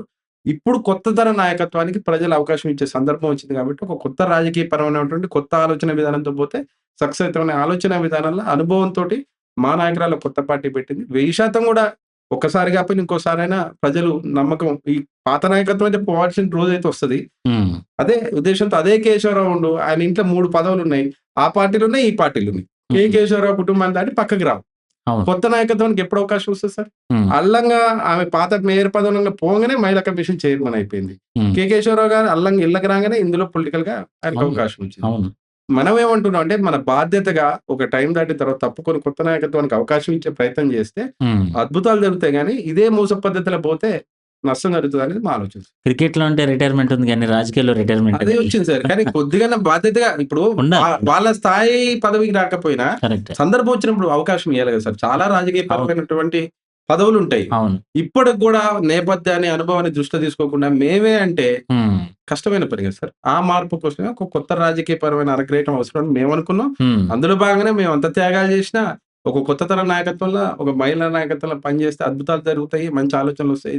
మంచి అవకాశాలొస్తాయనే దాంట్లో టీఆర్ఎస్ పార్టీలో. అయితే ఎన్టీఆర్ పార్టీ పెట్టేటప్పుడు అక్కడ తెలుగువాడి ఆత్మగౌరవం నినాదంగా ఒక ఈ పల్స్ తీసుకొనెళ్లారు. అవును. ఒక పాయింట్ తీసుకొని. అవును సార్. రెండోది కేసీఆర్ గారు పార్టీ పెట్టినప్పుడు గూడా ఆయన తెలంగాణ రాష్ట్ర సాధనే ధ్యేయంగా అనేది ఒక లైన్‌లో ఎళ్లారు. అవును సార్. ఇప్పుడు మరి కవిత గారి పార్టీకి లైన్ ఏముందిక్కడ? సామాజిక తెలంగాణ అంటున్నాం సార్. మెజారిటీ సామాజిక తెలంగాణ. సామాజిక తెలంగాణ ఓకే. అంటున్నాం. హ్మ్. మెజారిటీగా 80%, 90% ఉన్న వర్గాలకి రాజకీయపరమైన అవకాశాలు లేవు సార్. కరెక్టే. హ్మ్. కానీ హ్మ్. వాళ్ళ గుంపు మొత్తం గూడా నాయకత్వం వహించాల్సిన వాళ్ళు ఇంకొక వాళ్ళ కింద పోయి పనిచేస్తున్నారు. దీన్ని మనం వెలికి తీసి హ్మ్. మెజారిటీగా ఉన్న కులాలు ఉన్నటువంటి వ్యక్తులకి అవకాశాలిస్తే, రాజకీయ పరంగా ఒకసారి అవకాశం వస్తే ఒక జనరేషన్ మొత్తం మారిపోతది సార్. హ్మ్. రాజకీయం అనేది చాలా పెద్దదిది. హ్మ్. ఎవరైనా త్యాగం చేసి పొలిటికల్‌గా మన దాంట్లో ఒకళ్ళు గనుక ఎస్టాబ్లిష్ అయితే, వాళ్ళ హ్మ్. తరంలో వచ్చినటువంటి జీవన విధానం మొత్తం కూడా మార్పొస్తది. హ్మ్. ఎడ్యుకేషన్ ఎంత ఇంపార్టెంటో, పాలిటిక్స్ కూడా అంత ఇంపార్టెంట్. హ్మ్. ఈ సామాజిక తెలంగాణ కోణం అనే కొత్త అంశంతోటి బలహీన వర్గాలకు సంబంధించిన నాయకత్వానికి అవకాశం ఇయ్యాలనేది మా ఆలోచన సార్. హ్మ్. గతంలో కేసీఆర్ గారు చేయలేకపోయిండు. హ్మ్. తెలంగాణ అన్నాడు, బంగారు తెలంగాణ గాని సామాజిక తెలంగాణ అంశాన్ని పక్కన పెట్టిండు. ఇప్పుడు సామాజిక తెలంగాణ అంశాన్ని తీసుకొస్తే, హ్మ్. ఎట్లాగో బీసీలకి రిజర్వేషన్ పెంచాలనే ఒక వాయిస్ నడుస్తుంది. మూవ్‌మెంట్ నడుస్తుంది. హ్మ్. వాళ్ళు కూడా కామన్‌గా డిక్లరేషన్‌లో పెట్టిర్రు. ఓకే. ఇప్పుడు ఈ పోరాటాల వల్లనే కనీసం పొలిటికల్ పార్టీలల్లన్నా ఒక బీసీ డిక్లరేషన్ చేసి అవకాశాలిస్తుర్రు. రాజకీయపరమైన అవకాశాలిస్తే అన్ని హ్మ్. వర్గాలకు న్యాయం జరుగుతదని మా కాన్సెప్ట్. అంటే కందుల మధు గారు నేను పర్సనల్‌గా మిమ్మల్ని అడిగేదేంటంటే, సార్. మీరు కవిత గారి పార్టీలో ఎందుకు జాయిన్ అయ్యారు అసలు? మామూలుగా చాలా పార్టీలున్నాయి. అవును సార్. ఇప్పుడు ఈ కొత్త పార్టీలో జాయిన్ అవ్వటానికి అంటే పర్సనల్‌గా మీ రీజన్ ఏంటి? పర్సనల్‌గా ఒకటే సార్. హ్మ్. ఈమె మా నాయకురాలు కాడున్న ఒక గొప్ప విషయం ఏందంటే, హ్మ్. మనిషి వ్యక్తిగా వ్యక్తిగా మాట్లాడుతది, పిలిపించుకుంటది, గుర్తిస్తది. హ్మ్. మిగిలిన రాజకీయ పార్టీల్లో ఎట్లుంటదంటే సార్ ఒక లేయర్ ఉంటది పైనున్నోళ్ళు. హ్మ్. పైనున్నోళ్ళు అసలోళ్ళని కలవనియ్యరు. కలవనివ్వరు. కలవనీయరు. హ్మ్. సమస్య చెప్పనీయరు. బౌండరీ కోట బౌండరీ కొట్టే ఉంటది. ఇప్పుడు ఆ నాయకుడితోటే మనకుంటది గానీ, మనం ఒకడు ఉన్నామన్న సంగతి వాళ్ళకి తెలవదు. తెలవదు. కానీ కవితక్క కాడున్న గొప్పతనం ఏందంటే, కామన్ పీపుల్ మెసేజ్ జేషినా, సామాన్యుడు జేషినా వాళ్ళని గుర్తుపెట్టుకోవడం ఒక ఎత్తైతే, హ్మ్. ఒక్కసారి కలిసినోళ్ళని మళ్ళా 5 ఏళ్ల తర్వాత కూడా గుర్తుపెట్టుకునే నాలెడ్జ్ ఉంది. హ్మ్. ప్లస్సు మనం చెప్పేది తీసుకోవటంలో అద్భుతంగా తీసుకుంటది. మన అనుభవాన్ని గూడా పరిగణలోకి తీసుకుంటది. హ్మ్. మన ఆలోచన గౌరవిస్తది. ఒక నాయకుడికి ఏదైనా కష్టం వస్తే తను తీర్చేంత వరకు కూడా చాలా సీరియస్‌గుంటది. హుహు. కొన్ని నాయకత్వ లక్షణాలలో మేము ఏదైనా కేసుల విషయంలో తెలంగాణ మూవ్‌మెంట్‌లో ఉన్నప్పుడు గాని, ఎప్పుడైనా గాని ప్రత్యక్షంగా ఒక చిన్న మెసేజ్ పెట్టినా రెస్పాండ్ అయినటువంటి సందర్భాలుంది. హ్మ్. ఇప్పుడు గూడా వ్యక్తిగా ఏదైనా మీ ఆలోచనలో ఇది గూడా చేరిస్తే బావుంటదంటే చాలా గౌరవిస్తది. హ్మ్. చేసే అవకాశం ఉంటే చిన్నోడు చెప్పినా వింటది. అదొక అద్భుతమైన విషయం ఉంది. బీఆర్ఎస్ పార్టీలో లేనిది టీఆర్ఎస్ పార్టీలో ఉన్నదదే. అదే. బీఆర్ఎస్ పార్టీ నాయకత్వం గూడా ఆ! చాలా కష్టమైన పని. అల్ల మనం పేరుకి ట్విట్టర్‌లో ఉంటారు. పేరుకి అన్ని సోషల్ మీడియాలో ఉన్నట్టు ఉంటారు గానీ, హ్మ్. వ్యక్తిగతంగా మనం వాళ్ళని కలవటం అనేది సాధ్యం కాని పని. కోటరీ అనేది ఉంటుంది. 1000% ఉంటది. అది దాటుకొని పోయేసరికి మన జీవితాలు జీవితకాలం గడిచిపోతున్నాయి. అయిపోతుంది. అట్లా కంపేర్ చేస్తే వాళ్ళకి లేని అటువంటి ఒక బెస్ట్ క్వాలిటీ కవితక్క విషయంలో చూడొచ్చు. అంటే ఈమె గూడా రేపొద్దున సీఎం అయితే మళ్ళీ ఈమెకు కూడా కోటరీ ఉండొచ్చేమో గదా! ఇంత అనుభవం అయితే చేయరనుకుంటున్నా సార్. ఓకే. ఎవరైనా ఇప్పుడు మనిషి జీవితం ఇప్పుడు ఆల్రెడీ సగం జీవితం అందరం అనుభవంలోకి అదేనండి. వస్తది. అదే. హ్మ్. ఇప్పుడు పెద్ద పెద్ద నిన్న కళ్ళారా ట్విట్టర్‌లలో, సోషల్ మీడియాలల్ల చిన్న హాస్పిటల్ పాడైతే చిన్న వీడియో పెడితే, సెల్ఫీ వీడియో పెడితే ముఖ్యమంత్రి విజయే వచ్చి అక్కడ చేరుతున్నటువంటి సందర్భాల్లో హ్మ్. హ్మ్. ఈ రోజులల్లో ఆ సిస్టమ్ చేస్తే ప్రజలు ఒప్పుకోరు సార్. ఒప్పుకోరు. హ్మ్. అప్పుడు నడిచింది ఆ హయాంలా సోషల్ మీడియా లేదు. ఇది లేదు. హ్మ్. ఇప్పుడు చేస్తామన్నా సాధ్యం కాదు. ప్రజలు ఒప్పుకోరు. చేయాల్సిన అవసరం కూడా నాయకుడికుండదు.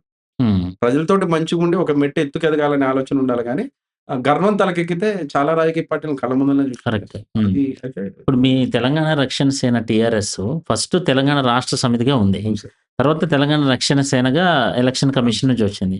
సో, ఇది పర్మనెంట్‌గా ఉండేటటువంటి పరిస్థితి ఉంటుందా? లేకపోతే ఏమన్నా మారితే మళ్ళీ పార్టీ పేరు మార్చుకోవాల్సిన పరిస్థితి? ఎందుకంటే కంప్లెయింట్స్ ఎక్కువొస్తున్నాయి. ఫ్రమ్ బీఆర్ఎస్ నుంచి. ఇక్కడ ఒక విషయం ఏందంటే సార్ క్లియర్‌గా ఏందంటే హ్మ్. 5 పార్టీలు పెట్టి ఆప్షన్ పంపించినాం ఎలక్షన్ కమిషన్. ఓకే. వాళ్ళే మీకు ఈ పేరు సెలెక్ట్ చేసినామని 5 మూడో పేరుగా పెట్టింది తెలంగాణ వాళ్ళే ఇచ్చారు. వాళ్ళే ఇచ్చారు. హ్మ్. ఫస్ట్ తెలంగాణ రాష్ట్ర సేనని పెట్టడంలో ఏందంటే రాజకీయ కుయుక్తులకు అర్థం కాకుండా కుట్రలు చేయకుండా ఉండాలనేది బయటకు ఒక పేరు తీసుకొచ్చారు. హ్మ్. మాకు పొలిటికల్ వ్యూహాలుంటాయి. మాకు ఇంటర్నల్‌గా జ్యుడిషియల్ వ్యవస్థ ఉంటది కదా సార్. హ్మ్. పెట్టిన దాంట్లో ఎలక్షన్ కమిషనే మూడో పేరుని సెలెక్ట్ చేసి మీకు టీఆర్ఎస్ పార్టీ వచ్చిందని ఇచ్చిర్రు. ఓకే. మా నాయకురాలు దానికి ఒక ఎజెండా, ఒక హ్మ్. సిస్టమ్ తయారు చేసినాం.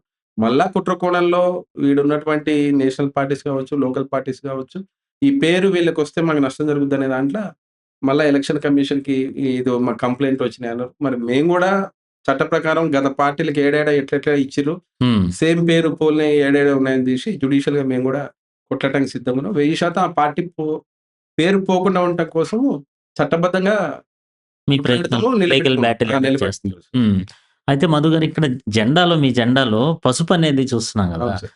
పసుపు అంటే మామూలుగా జనరల్‌గా పసుపు చొక్కా యేసుకొచ్చిన చంద్రబాబు నాయుడు అవును. అంటే ఏదైతే టీడీపీ ఉందో టీడీపీ షర్ట్ యేసుకున్నాం అంటారు గదా!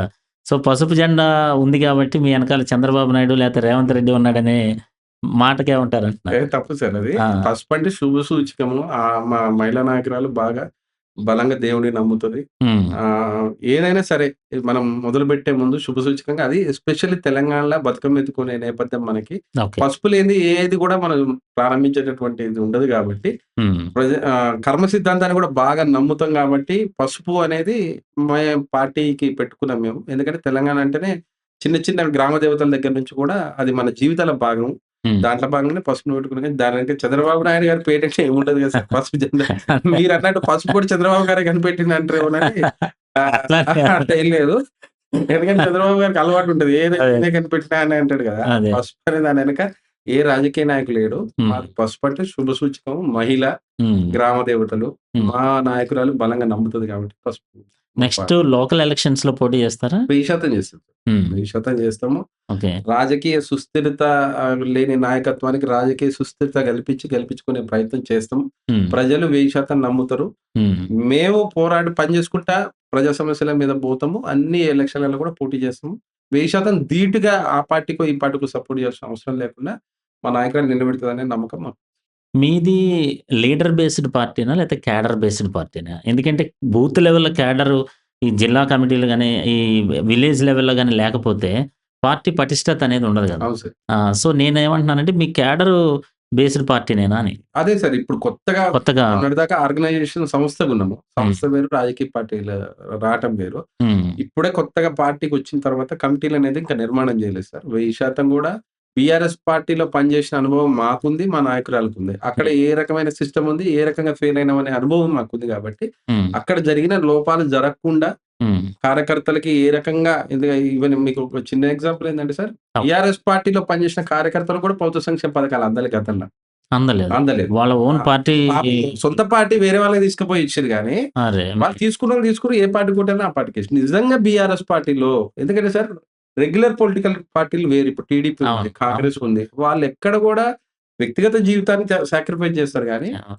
నెత్తురు చిందించి ఉద్యమ పార్టీలు. ఉద్యమ పార్టీ ఇది. మేము హ్మ్. ఉద్యమం చేసినాం సార్. ఉద్యమం అంటే అసలు జీవితం స్వరూపమే మారిపోయింది మాకు. అవును. కేసులు 90 కేసులైతే ఒక జీవితంలో ఒక మనిషి పాస్‌పోర్ట్ లేదు. కేసులు, కేసులు. పోరాటం సమాజంలో చూసే వాళ్ళకి ఇయాల తెలంగాణ వచ్చింది కాబట్టి మనకు గౌరవిస్తుర్రు గానీ సార్, ఆ రోజులల్ల ఉస్మానియా యూనివర్సిటీ చదువుకుంటే పిచ్చిలేసిందా? కేసులు పెట్టించుకొని తిరుగుతుండు. అవును. మీవోడు గాని అవును. మా కన్న తల్లిదండ్రులని మానసిక క్షోభకు గురి చేసేది. గుర్తు సమాజం చేశారు. ఒప్పుకోలే. అవును. ఈ త్యాగం జరిగినోళ్ళకి కూడా నువ్వు ప్రభుత్వ సంక్షేమాలలో ఒక చిన్న స్కీమ్ ఇయ్యలేకపోతే దళితులకి 3 ఎకరాల భూమి ఇయ్యలేదు. మా హ్మ్. దాంట్లో ఎవ్వడికి రాలేదు. ఒక్క విద్యార్థి నాయకుడికి కూడా 3 ఎకరాల భూమి రాలేదు. హ్మ్. 10 లక్షల దళిత బంధు ఏసినాం. ఒక్కడికి కూడా హ్మ్. మా దాంట్లో ఉన్నోళ్ళకి రాలేదు. హ్మ్. ఎస్సీ కార్పొరేషన్ స్కీములలో ఒక్క దాంట్లో మా వోళ్ళకి రాలేదు. హ్మ్. చాలా వరకి ప్రభుత్వం తలుచుకుంటే చేస్తే చాలా మంచిగుండేది సార్. కానీ చెయ్యలేదు. అది మరి ఎందుకు సవతి తల్లి ప్రేమ చూయించిర్రో ఇప్పటికి మాకు అర్థం గాదు. హ్మ్. చేసేది మనోడు వాడు త్యాగం చేసిండని వానికి లాభం చేయకులు ఎందుకంటే మేము ప్రజలమే గదా సార్. కామన్ అవును. పీపులే. అవును. మేము సంక్షేమ పథకాలు తీసుకోవద్దా అర్హులం కాదంటానికి ఏ లేదు గదా సార్ ప్రభుత్వానికి. కరెక్టే. హ్మ్. చేసుంటే బావుండేదు. చేయలేదు. ఆ లోపాన్ని ఇక్కడ జరగకుండా నిర్మాణం చేయాలనేది మా నాయకురాలు యొక్క ఆలోచన. 10 ఇయర్స్ బీఆర్ఎస్ పాలనలో ఏమన్నా సాధించిందుందని అనుకుంటున్నారా మీరు? అంటే పర్సనల్లీ మీ ఒపీనియను ఫెయిల్యూర్స్ ఎక్కడున్నాయి? సక్సెసెస్ ఎక్కడున్నాయి? బీఆర్ఎస్ 10 ఇయర్స్‌లో. టీఆర్ఎస్ పార్టీ ఏందంటే సార్, నాయకుడు ఆలోచన చాలా పెద్ద విజనరీ తోటి చేసినటువంటి నాయకత్వం గాని, కింద జరిగేటటువంటి వాళ్ళని వ్యవస్థలో జరిగే లోపాలను గుర్తించడంలో హ్మ్. కొంత విఫలమైనటువంటి సందర్భం రావటం వల్ల, హ్మ్. కొంతమంది కోటరీగా ఏర్పడి, వాళ్ళు ఆర్థికంగా బలమైనటువంటి అవినీతి జేసి, హ్మ్. జరిగేటటువంటి వ్యవస్థలో ఉన్నటువంటి ఈయన అనుకున్న లక్ష్యాన్ని చేరుకునే దిశగానే ముందలకి పోయిండు గానీ, హ్మ్. దాంట్లో జరుగుతున్నటువంటి కింద జరిగే లొసుగులను తెలుసుకోవటంలో కేసీఆర్ గారు ఫెయిల్ అయిపోయారు. హ్మ్. దాంట్లో భాగంగానే ఇయాల ఏ అవినీతి అధికారి కాళేశ్వరం ప్రాజెక్ట్‌లో ఇన్వాల్వ్ హ్మ్. అయినోళ్ళు గాని, బయట ప్రాజెక్ట్‌లలో ఇన్వాల్వ్ అయినోళ్ళు గాని, లేదా భూముల విషయాలలో గాని, ధరణిలో గాని చూస్తే హ్మ్. వేలు, వందల కోట్లు ఏసీబీ రైళ్లలో దొరుకుతున్నటువంటి సందర్భం వచ్చింది. అవును. ఒక అధికారి హ్మ్. అధికారులే వందల కోట్లకి పడగలెత్తినటువంటి సందర్భం వచ్చింది. హ్మ్. నేనేమంటున్నా అంటే, ఒక నాయకుడికి దూరదృష్టి ఉంది. చేసే విధానం మంచిదే. ఇయాల అంత పెద్ద ఆలోచనలు గూడా రావటం అనేది సెక్రటరేట్ కడితే గూడా ముందు అందరూ గూడా విమర్శలు చేషిర్రు. ఉన్న సెక్రటరేట్ కూలబెట్టాల్సిన అవసరం ఏమొచ్చింది. అవును. కానీ కట్టిన తర్వాత దానికి ఉన్న ఒక ఐకానిక్ ఏరియాగా మారాలంటే ఇలాంటివి చేయాలనే అనుభవం ఆయనకున్నది గానీ, హ్మ్. ఈ జేసే క్రమంలో ఎంత అవినీతి జరిగిందనేది చూసుకోవటంలో మాత్రం కొంత విఫలమైపోయిండు. హ్మ్. నాయకుడికున్న ఆలోచన కింద ఇంప్లిమెంట్ అయ్యేటప్పుడు ఏం జరుగుతుందనేది రివ్యూ చేసుకోకపోవటం వల్ల అవినీతిమయంగా మారిపోయింది. హ్మ్. దాంతోటి ఎమ్మెల్యే కళ్ళు నెత్తికెక్కిపోయినాయి సార్. హ్మ్. ముందు 2,00,00,000 ఉంటే 50,00,00,000, 100,00,00,000 అనేది చిన్న విషయంగా మారిపోయేసరికి ఎమ్మెల్యేలు కిందున్న సామాన్య ప్రజల్ని చాలా దూరం అయిపోయారు. ఇది హ్మ్. కేసీఆర్ గమనించడంలో విఫలమైపోయారు కేసీఆర్ గారు. హ్మ్. దాంతోటి ఏం జరిగిపోయింది సార్, ఆ 20, 30 మంది అభ్యర్థులను మారిస్తే గెలవాల్సినటువంటి బీఆర్ఎస్ పార్టీ దారుణంగా ఓడిపోయే పరిస్థితొచ్చింది. హ్మ్. ఒకందుకు ఇయాల ఇంత అభివృద్ధి జరిగిన హైదరాబాద్ అమెరికాలాగా మారిందన్న హ్మ్. కొంత ఓడిపోవటమే మంచిదనే వాయిస్ కూడా ప్రజల్లో వినపడుతుంది. ఎందుకంటే కళ్ళు వాళ్ళకి నెత్తికెక్కిపోయినాయి, హ్మ్. దిగిపోయినాయి. వందల కోట్ల అవినీతి, హ్మ్. సామ్రాజ్యాలు, అధికారులైతే అసలు హ్మ్. చెప్పడానికి లేదు. చిన్న జిల్లాలుగా మారటము, డిప్యూటీ జాయింట్ కలెక్టర్‌గా ఉండాల్సినోళ్ళు కలెక్టర్ కావటము, హ్మ్. ఆర్‌డీఓలకి పెద్ద పదవులు రావటం.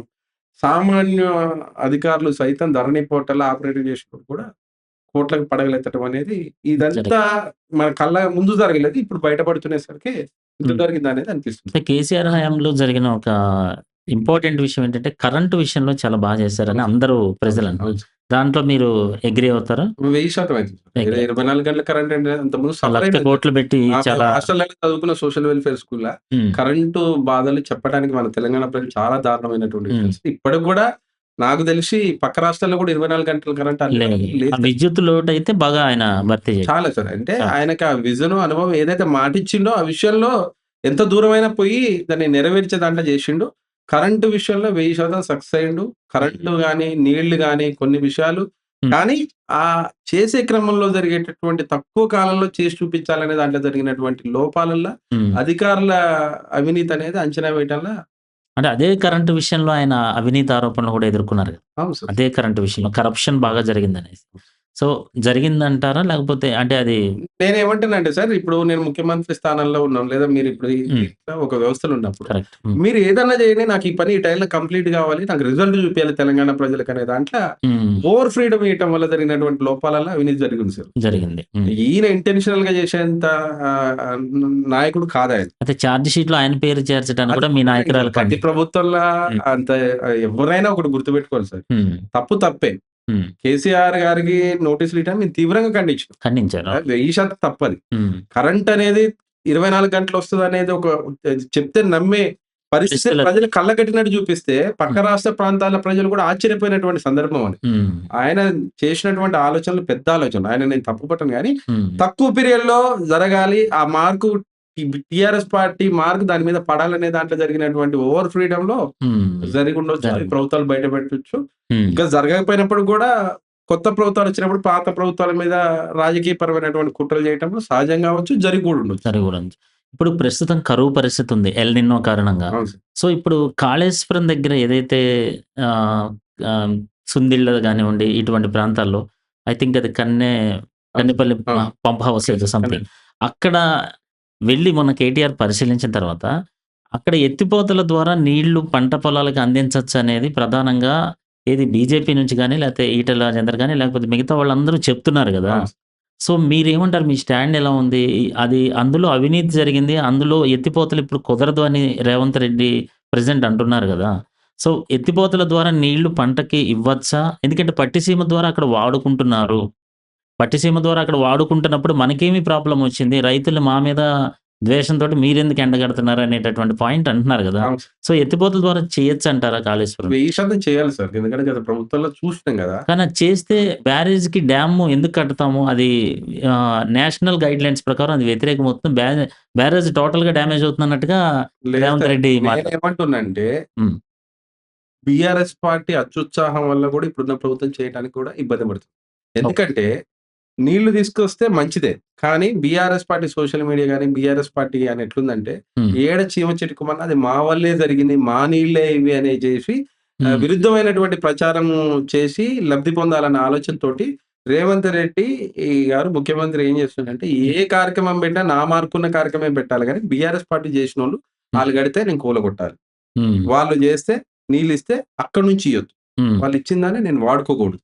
అనే దాంట్లోనే రేవంత్ రెడ్డి గారు పోతున్నారు. అది కూడా బీఆర్ఎస్ పార్టీ సోషల్ మీడియా అనేది భయంకరమైనటువంటి స్ప్రెడ్ చేయటంలా ఆరితేరి ఉండేసరికి ఇప్పుడున్న ప్రభుత్వానికి కూడా ఈడొక రకమైనటువంటి భావజాలం ఏమొచ్చిందంటే, వచ్చిన నీళ్ళు ఉన్నాయి పాతయో, మంచో, చెడుయో వాడదామని కంటే కూడా హ్మ్. ప్రత్యామ్నాయానికి పోయి మన మార్కు చూపియండి అనే దాంట్లో రేవంత్ రెడ్డి ప్రభుత్వం 1000% పోతుంది. కేసీఆర్ మార్క్ ఉండొద్దు. హ్మ్. కేసీఆర్ మార్క్ ఒకవేళ తక్కువున్నా హ్మ్. దాన్ని వెయ్యింతలు చేసేటటువంటి సోషల్ మీడియా బీఆర్ఎస్ పార్టీకి ఉండటం వల్ల కూడా ప్రభుత్వం ప్రత్యామ్నాయాల కోసం ఎదురు చూస్తున్నట్టు ఎందుకంటే అర్థమైంది. ఎత్తిపోతల ద్వారా రోజుకు ఒక టీఎంసీ గనక అక్కడికి పంపిస్తే, అవును సార్. ఇన్నాళ్ళు ఇక్కడ కాళేశ్వరంలో అవినీతి జరిగింది అని అన్నారు గదా! అవును సార్. మరి ఇప్పుడు గనక నీళ్ళు అందితే కాళేశ్వరం ద్వారా మేలు జరిగిందనే పాయింట్ వస్తదన్న నేను అదే ఉద్దేశంతో సార్ ఇది ప్రభుత్వం నేనేమంటున్నానంటే రాజకీయ వ్యక్తిగత కుట్రలతోటి ప్రజల మీద రుద్దటం అనేది మూర్ఖత్వం సార్ అది. ఓకే. అది ఇప్పుడు నిజాము పీరియడ్‌లలో నిజాములలో కూడా ఒకళ్ళు మంచోళ్ళు, ఒకళ్ళు చెడ్డోళ్ళు. ఉన్నారు. ఉస్మానియా యూనివర్సిటీ ఆర్ట్స్ కాలేజ్ ఉపయోగపడేది చూడాలిగా నిజాం కట్టింది ఇది పనికిరాదని చెప్పి దాన్ని కూలగొడుతుంటే దానంత మూర్ఖత్వం ఉండదు సార్. హ్మ్. నిజంగా ప్రభుత్వానికి ఒక ఐడియా ఉంటది. ఎందుకంటే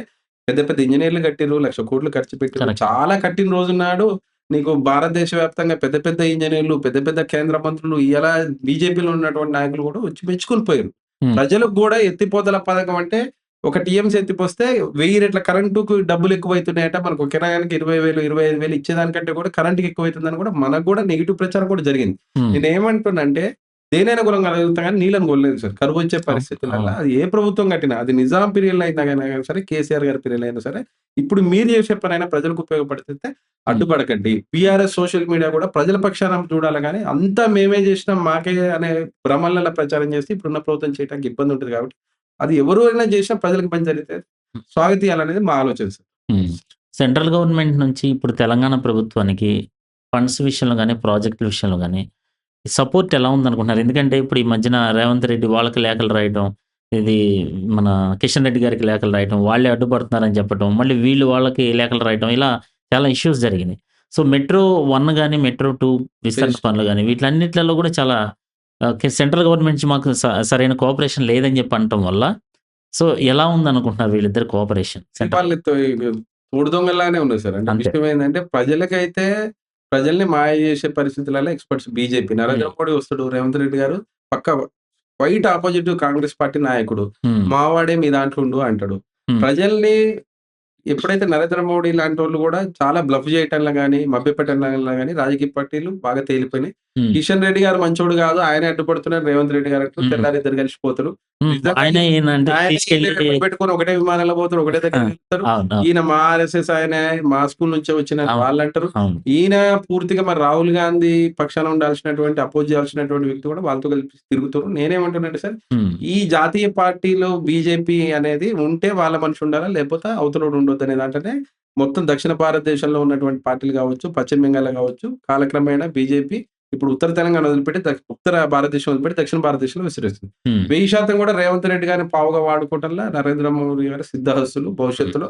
ఎందుకంటే కేసీఆర్ గతంలో ప్రధానమంత్రిని ఏ రకంగా విభేదించిండనే మచ్చ దాన్ని శాశ్వతంగా ఉంచాలనే క్రమంలో హ్మ్. ఈయన ఆడికి పోవటము, 2 రోజులకోసారి ఢిల్లీ పోవటము, అప్పుడు ఈయన ఇట్లా చేయబట్టే ఇది జరగలేదని చెప్పి ప్రజలు మభ్యపెట్టే దాంట్లో ఉన్నారు కానీ సార్, ఈ పాత పార్టీలు వీళ్ళు చేసే విధానాలతోటి ప్రజలకి ఏం మంచి జరుగుద్దనేది ప్రజలు గమనించుకోవాల్సినటువంటి సందర్భం వచ్చింది. హ్మ్. బీజేపీ కూడా మీరు ప్రతి సందర్భంలో ఒకటి ఆలోచన చేయండి. బీజేపీ విధానం ఎట్లుంటదంటే హ్మ్. రామ్ మందిర్ నిర్మాణమే మా జీవితాశయం అంటారు. ఎలక్షన్ దానికి పోతారు. రామ్ మందిరం అయిపోయింది. హ్మ్. ఇయాల దాంట్లో వేల కోట్ల రూపాయలు రామ మందిరం జేబులల్లా, విషయంలో చాలా పాయింట్లల్లా విరాళాలు భక్తుల మనోభావాలకి ఒక విలువ లేకుండా చాలా దారుణమైన అది అవినీతి. పోయినటువంటి సందర్భం వచ్చింది. హ్మ్. వాళ్ళకి సందర్భం రాగానే రోహింగ్యాలు వచ్చిర్రు, ముస్లిమ్స్ అంటారు, మతం లేపుతారు, మతం చిచ్చు పెడతారు. హ్మ్. ప్రతి ఎలక్షన్‌కి ఏదో ఒక రాజకీయ మావోయిస్టులను అంతం చేయాలని చెప్పేసి బయట ప్రజల్లాగా ఊచకోతల కోసం మావోయిస్టులను చంపేసిర్రు. హ్మ్. ప్రశ్నించే తత్వాన్ని అణిచివేయడంలో బీజేపీ 1000% కూడా ముందుంటది సార్. అది ప్రజలకి మరి అపోజ్ చేయాల్సినటువంటి కాంగ్రెస్ పార్టీ పూర్తి స్థాయిలో దేశవ్యాప్తంగా అపోజిషన్‌లో ఉండాల్సినటువంటి పార్టీ మన రాష్ట్రానికి వచ్చాక మాత్రం ఒక వింత పోకడ ఉంటది. హ్మ్. ఒకటే హెలికాప్టర్‌లో ఆయన పోతాడు, ఈయన పోతాడు, ఇద్దరు పోతారు. హ్మ్. మరి భిన్న సారూప్యం ఉన్నోళ్ళు ఎప్పుడు కూడా అది కలిసేటటువంటి సందర్భాన్ని ప్రజలు ఒప్పుకోరు. ఒప్పుకోరు. అవసరమైతే ఇది కాకపోతే అదన్నట్టు ముఖ్యమంత్రి గారు ఉన్నారని నాకు అనిపిస్తుంది సార్. ప్రజలు చాలా తెలివైన వాళ్ళు. భవిష్యత్తులో ఏం తెప్పిస్తారు అనేది ప్రజలు ప్రాంతీయ పార్టీలనైతే బీజేపీ మింగేసే పరిస్థితి అయితే వేశారు. చూస్తుంది. అన్ని వేశారు. చీల్చేయటం, మింగేయటం ఇట్లా. అవును. సో ప్రాంతీయ పార్టీల మనుగడ ఇట్లా ప్రశ్నార్థకమైతే దేశానికి అది మంచిదా? మంచిది కాదు సార్. అందుకే నేను తమిళనాడు తరహాలో వ్యక్తిగత ప్రాంతీయ తెలంగాణ కూడా అస్తిత్వం ఉంది. మనకు మూలాలున్నాయి. మన నేపథ్యం ఉంది. మన భాష వేరు. హ్మ్. మన ఆలోచన విధానం వేరు. మన అవును. సంస్కృతి వేరు. హ్మ్. మన నేపథ్యం వేరు. నేను ఇప్పుడు మళ్ళా మేము చెప్పేది కూడా అదే సార్. కొత్త రాజకీయ పార్టీకి మేమనేదంటే తెలంగాణ. మాది తెలంగాణ. హ్మ్. మా నేపథ్యం ఇది. మా సాక్రిఫైస్ ఉంది. మేము హ్మ్. పెరిగిన వాతావరణం ఇది. హ్మ్. మా సంస్కృతి ఇది. మా సాంప్రదాయాలు ఇది. ఒకప్పుడు అవహేళన చేసినందుకే ప్రత్యేక రాష్ట్రంగా ఇయాల మేమయినము. అవును. ప్రాంతీయ పార్టీలు కాపాడుకోవాల్సిన బాధ్యత ప్రజలది. హ్మ్. ఎందుకంటే రేపు జాతీయ పార్టీల ముసుగులో పడిపోతే మన అస్తిత్వాన్ని కోల్పోయే ప్రమాదం ఉంటది కాబట్టి, హ్మ్. ఇప్పుడు పక్క రాష్ట్రాలలో కూడా ఒకటే నేను ఆంధ్ర ప్రాంతంలో కూడా ప్రజలతోటి ఎటువంటి ఇబ్బంది లేదు సార్. పాపం ఓకే. 10 ఏళ్ళు బ్రహ్మాండంగా ఉన్నారు. హ్మ్. ఆంధ్ర, తెలంగాణ అనే భేదం లేదు. వాళ్ళు మనతోటున్నారు మంచిగా. కానీ ఇప్పటికి పాత సంబంధాలు కలుపుకున్నోళ్ళు మ్యారేజ్ తెలంగాణ మంచిగున్నారు. అందరూ ప్రజలు కూడా మంచోళ్ళే సార్. ప్రాబ్లమ్ లేదు. ఆహా! ప్రజలు బతకడానికి వచ్చిన ప్రాంతంలో బీహారు, జార్ఖండ్ నార్త్ నుంచి 40,00,000 మంది హైదరాబాద్‌లో బతుకుతుర్రు సార్. వాళ్ళతో లేని బాధ మాకు ఆంధ్ర వాళ్ళతోటి ఎందుకు? కానీ హ్మ్. ఆంధ్ర ప్రాంతానికి సంబంధించిన నాయకులు గాని, హ్మ్. వాళ్ళ కొంతమంది అనుచరులు గాని, తెలంగాణ అస్తిత్వం మీద, ఆత్మగౌరవం మీద దాడి చేసే విధంగా మాట్లాడితే ఓకే. సహించబుద్ది కాదు. ఓకే. అది అందరి ప్రజల మీద ప్రభావం పడుతది. మేము కూకట్పల్లి పోతాము, మేము అమీర్పేట పోతాము, ఆంధ్ర మెస్సులలో భోజనం చేస్తాం. అక్కడ ఇబ్బంది లేదు. కానీ మా భాష మీద గాని, మా అస్తిత్వం మీద గాని, మా అమరవీరుల కుటుంబాల మీద గాని, మా పోరాటాల మీద గాని, మా హ్మ్. త్యాగాల మీద గాని, హ్మ్. ఎదురుదాడి చేసి, అవహేళన చేసుకుంటూ, ఆ అపహాస్యం సెన్సిటివ్ చేసుకుంటూ ఇష్యూల మీద జోకులేయడం మాట్లాడితే అట్లాంటివి మాకు మీకు మాకు ఎంత బాధ ఉంటది సార్. అది మేము వేల మంది త్యాగం చేసి, మా హ్మ్. ప్రాణాలే పణంగా పెట్టి, మా జీవితాలు త్యాగం చేసి ఈ రాష్ట్రాన్ని తీసుకొస్తే హ్మ్. ఒకడొచ్చి ఏం మాట్లాడతారు సార్? హ్మ్. మీ భూములు కొనకపోతే ఆంధ్ర వాడొచ్చి కొనకపోతే మీకు దిక్కు మొక్కు లేదని అవహేళన చేస్తారు సార్. హ్మ్. మా భూమి ఇది. కబ్జాకొచ్చింది నువ్వు. అది నీ చాలా తప్పు గదా! తప్పుడు మాటలతోటి, హ్మ్. తప్పుడు నోరు, మైకుందని ఇష్టం హ్మ్. వచ్చినట్టు అది మాట్లాడితే, చాలా తప్పు. మళ్ళా ఆంధ్ర ప్రాంతం, తెలంగాణ ప్రాంతం విద్వేషాలు రెచ్చగొట్టే హ్మ్. విధానాలు చేస్తే, నువ్వు బ్రహ్మాండంగా అక్కడ అధికారంలో ఉన్నటువంటి వ్యక్తి, అవును. అక్కడ ఇక్కడ ఏజే హాస్పిటల్‌కొచ్చి హైదరాబాద్‌లో ఉన్న దాంట్లో వచ్చి ట్రీట్‌మెంట్ చేయించుకుంటావు. చేసుకుంటావు. అక్కడ ఉండి ఇక్కడ ప్రజలను అవహేళన చేసుకుంటూ మాట్లాడితే, హ్మ్. మా నాయకులను అవహేళన అదే చేసి నేను మాట్లాడాలనుకుంటున్నా. పవన్ కళ్యాణ్ అవును సార్. తెలంగాణ వాళ్ళందరూ ఏడవటం వల్ల కోనసీమ మీద ఏడవటం వల్లనే ఒక రెచ్చగొట్టే కామెంట్ అక్కడ ఎందుకు చేశాడో తెలీదు. చేసేసాడు. అదయిపోయిన తర్వాత వక్రీకరించారని చెప్పేసి మళ్ళీ ప్రకటన విడుదల చేశారు. అవును సార్. మళ్ళీ ఇక్కడికొచ్చినప్పుడు మీ పార్టీ నుంచి కవిత మేడం గూడా అడ్డుకోవటం జరిగింది. అవును సార్. ఏది మేము ఎమ్మెల్సీ నాగేశ్వరు అరెస్ట్ చేస్తామంటే విషయాలు గూడా మేము చంద్రబాబు నాయుడు ఇల్లు ముట్టడిస్తామని గూడా చెప్పడం జరిగింది. అవును సార్. సో, మరి ఆయన భారతదేశ పౌరుడుగా ఏ ప్రాంతంలోనైనా తిరిగే హక్కు నాకున్నప్పుడు, నా నా ప్రాథమిక హక్కుని మీరు ఉల్లంఘిస్తున్నారు. ఈ ప్రాంతీయవాదం ఏదైతే ఉందో, అది జాతీయవాదానికి ప్రమాదకరం అనే విధంగా వ్యాఖ్యలు చేశారు కదా! దాన్ని ఎట్లా చూడాలి మనం? సార్ నేను పవన్ కళ్యాణ్ గారిని వ్యక్తిగతంగా కలిసిన 20, 25 నిమిషాలు మాట్లాడిన సందర్భం కూడా ఉంది తెలంగాణ ఓకే. ఉద్యమంలో. హ్మ్. ఆ రోజు కలిసినప్పుడు ఆయన మాట్లాడిన విషయంలో నేను వ్యక్తిగతంగా మాట్లాడితే, నేను హ్మ్. తెలంగాణలో పుట్టినందుకు చాలా బాధపడుతున్నా.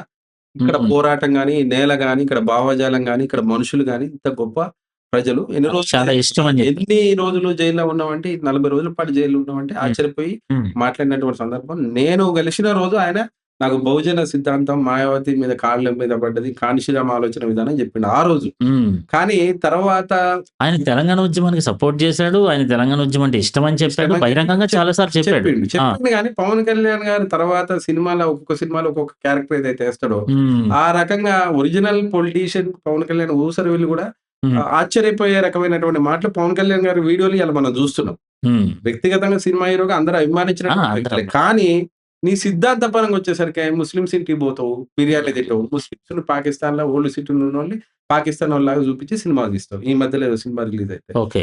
మీరు సనాతన ధర్మం అంటావు. హ్మ్. నీ భార్య క్రిస్టియన్ చేసుకుంటావు. నువ్వు హ్మ్. మసీదుకు పోతావు. చర్చికి పోతావు. హ్మ్. మళ్ళా అందరం హిందువులం సిద్ధాంతం అని చెప్తావు. భోజన సిద్ధాంతం అంటావు. మాయావతి కాళ్ళ మీద పడతావు. హ్మ్. వామపక్ష భావజాలం అంటావు. గద్దర్‌కి కారు కొనిచ్చినా అని చెప్పి గద్దర్‌ని చులకన చేసేటటువంటి మాటలు మాట్లాడతావు. అది పర్సనల్ విషయాలు తప్పదు. యాక్చువల్‌గా ఆ! ఇప్పుడు 'గద్దర్' కారు కొనిచ్చారా లేదా అనేది మనకి తెలీదు. ఆయనకి, ఈయనకి మధ్య జరిగిన విషయం. అంశం. అలాంటి విషయాలు బయటకి చెప్పాల్సిన అవసరం కూడా లేదు. ఒకవేళ నిజమైనా కూడా. ఆయన సమానం చెప్పడానికి మనిషికి కూడా బతికలేనటువంటి ఆ! సందర్భము. మరది చాలా గొప్ప పర్సనాలిటీ గద్దర్ కరెక్ట్. అనేది. కరెక్ట్. భారతదేశ వ్యాప్తంగానే గద్దర్ లాంటి వ్యక్తులు కోట్లలో ఒకళ్ళు పుడుతున్నటువంటి కరెక్ట్. సందర్భం. కరెక్ట్. హ్మ్. నువ్వు ఒక సినిమా హీరోవి సినిమాటిక్ హ్మ్. టెంపరవరీ రాజకీయాల కోసం నోరు జారటం అనేది మాకు చాలా బాధ అవును. అనిపించింది సార్. పవన్ కళ్యాణ్ గారి నుంచి వచ్చే మాటకి విలువ ఉండదని ప్రజలకి ఇప్పటికే అర్థమైపోయింది సార్. హ్మ్. ఆయనే చంద్రబాబు నాయుడిని పొట్టు తిడతాడు. తర్వాత ఆయనతోటే పొత్తు పెట్టుకుంటాడు. హ్మ్. నరేంద్ర మోడీని పొట్టు తిడతాడు. మళ్ళా అదే పార్టీతోటి పొత్తు పెట్టుకుంటాడు. హ్మ్. ఒక సైద్ధాంతిక పరమైనటువంటి సామాజిక కోణంలో ఒక క్లారిటీ లేనటువంటి వ్యక్తి హ్మ్. ఆయన. దానికి తోడు ఆళ్ళ అనుచరులు. ఇయాల హ్మ్. మా మా నాయకురాలు మీద మాట్లాడేటటువంటి వాళ్ళు ఏలూరులో ఉంటారు, గంజాయి వ్యాపారం తీసుకుంటారు, హ్మ్. తిట్టు నోటీసులు తీసుకుంటారు. వాడొచ్చి ఇక్కడ తెలంగాణ సమాజం మీద మాట్లాడుతారు. హ్మ్. మీ పార్టీ ఓపెనింగ్ రోజు ఉన్నటువంటి మాట్లాడినటువంటి 80% నాయకులు మీకు డేటా చిట్టాతో సహా చూపిస్తా. ఆంధ్ర ప్రాంతానికి సంబంధించినోళ్ళు. ఓకే. ఎవ్వరు గూడా మీ పార్టీ పెట్టుకోండి. ప్రజలు ఓటేస్తే గెలవండి. ఏ రాజకీయ పార్టీ దేశవ్యాప్తంగా డాక్టర్ బిఆర్ అంబేద్కర్ గారు రాసిన రాజ్యాంగం ప్రకారం హక్కుంది. అంటే ఇక్కడ కానీ ప్రాంతం వాళ్ళనే పెడతాను నా పార్టీలో. హ్మ్. మా ప్రాంతం వాళ్ళు ఎవరు ఉండరు. తెలంగాణ ప్రాంతం వాళ్ళకి అధికారం కోసమే నేనుంటాను. నేనే పదవి తీసుకొని తెలంగాణ సరే ప్రాంతంలో ఒక అంటున్నాడు. చిన్న లాజిక్ చెప్పనా సార్ మీకు? ఓకే. ఉమ్మడి ఆంధ్రప్రదేశ్‌లో పవర్‌లో ఉన్నటువంటి వ్యక్తి తెలంగాణలో నుంచి నీళ్లు గాని, భూమి విషయంలో గాని ఇక్కడ ప్రజలతోటి ఓకే. సామరస్యంగా మీకు న్యాయం చేస్తంటే అది అబద్ధం అయితది సార్. ఓకే. ఎందుకంటే హ్మ్. ఇక్కడ నుంచి పోయే నీళ్ళనే వాళ్ళు తీసుకోవాలి. అంతే కదా! ఇక్కడ ఏ రకమైన అంశమైనా కొంత టిపికల్‌గానే ఉంటది. అంటే ఏ ఊరు గతంలో రాష్ట్రం? జగన్మోహన్ రెడ్డి గారు అక్కడున్న, కేసీఆర్ గారు ఇక్కడున్న మాట్లాడుకొని ఒక సందర్భంలో హ్మ్. మంచైనా, చెడైనా కొన్ని విషయాలల్ల ఆ ప్రాంత ప్రజలకి, ఈ ప్రాంత ప్రజలకి ఇబ్బంది లేకుండా చేయాలని అనుకున్నారు గాబట్టే హ్మ్. కూకట్పల్లిలో ఉన్న ఆంధ్రోళ్ళు కూకట్పల్లోళ్ళే ఉన్నారు. హ్మ్. అక్కడ ఆంధ్ర ప్రాంతానికి సంబంధించిన వాళ్ళు పోటీ చేసినా గెలిషిర్రు. ఇక్కడ ఓకే. ఎవ్వరు గూడా మమ్మల్ని మేము ఇబ్బంది పెట్టుకున్నాం. మా ప్రజలు చచ్చిపోయారు. అవును.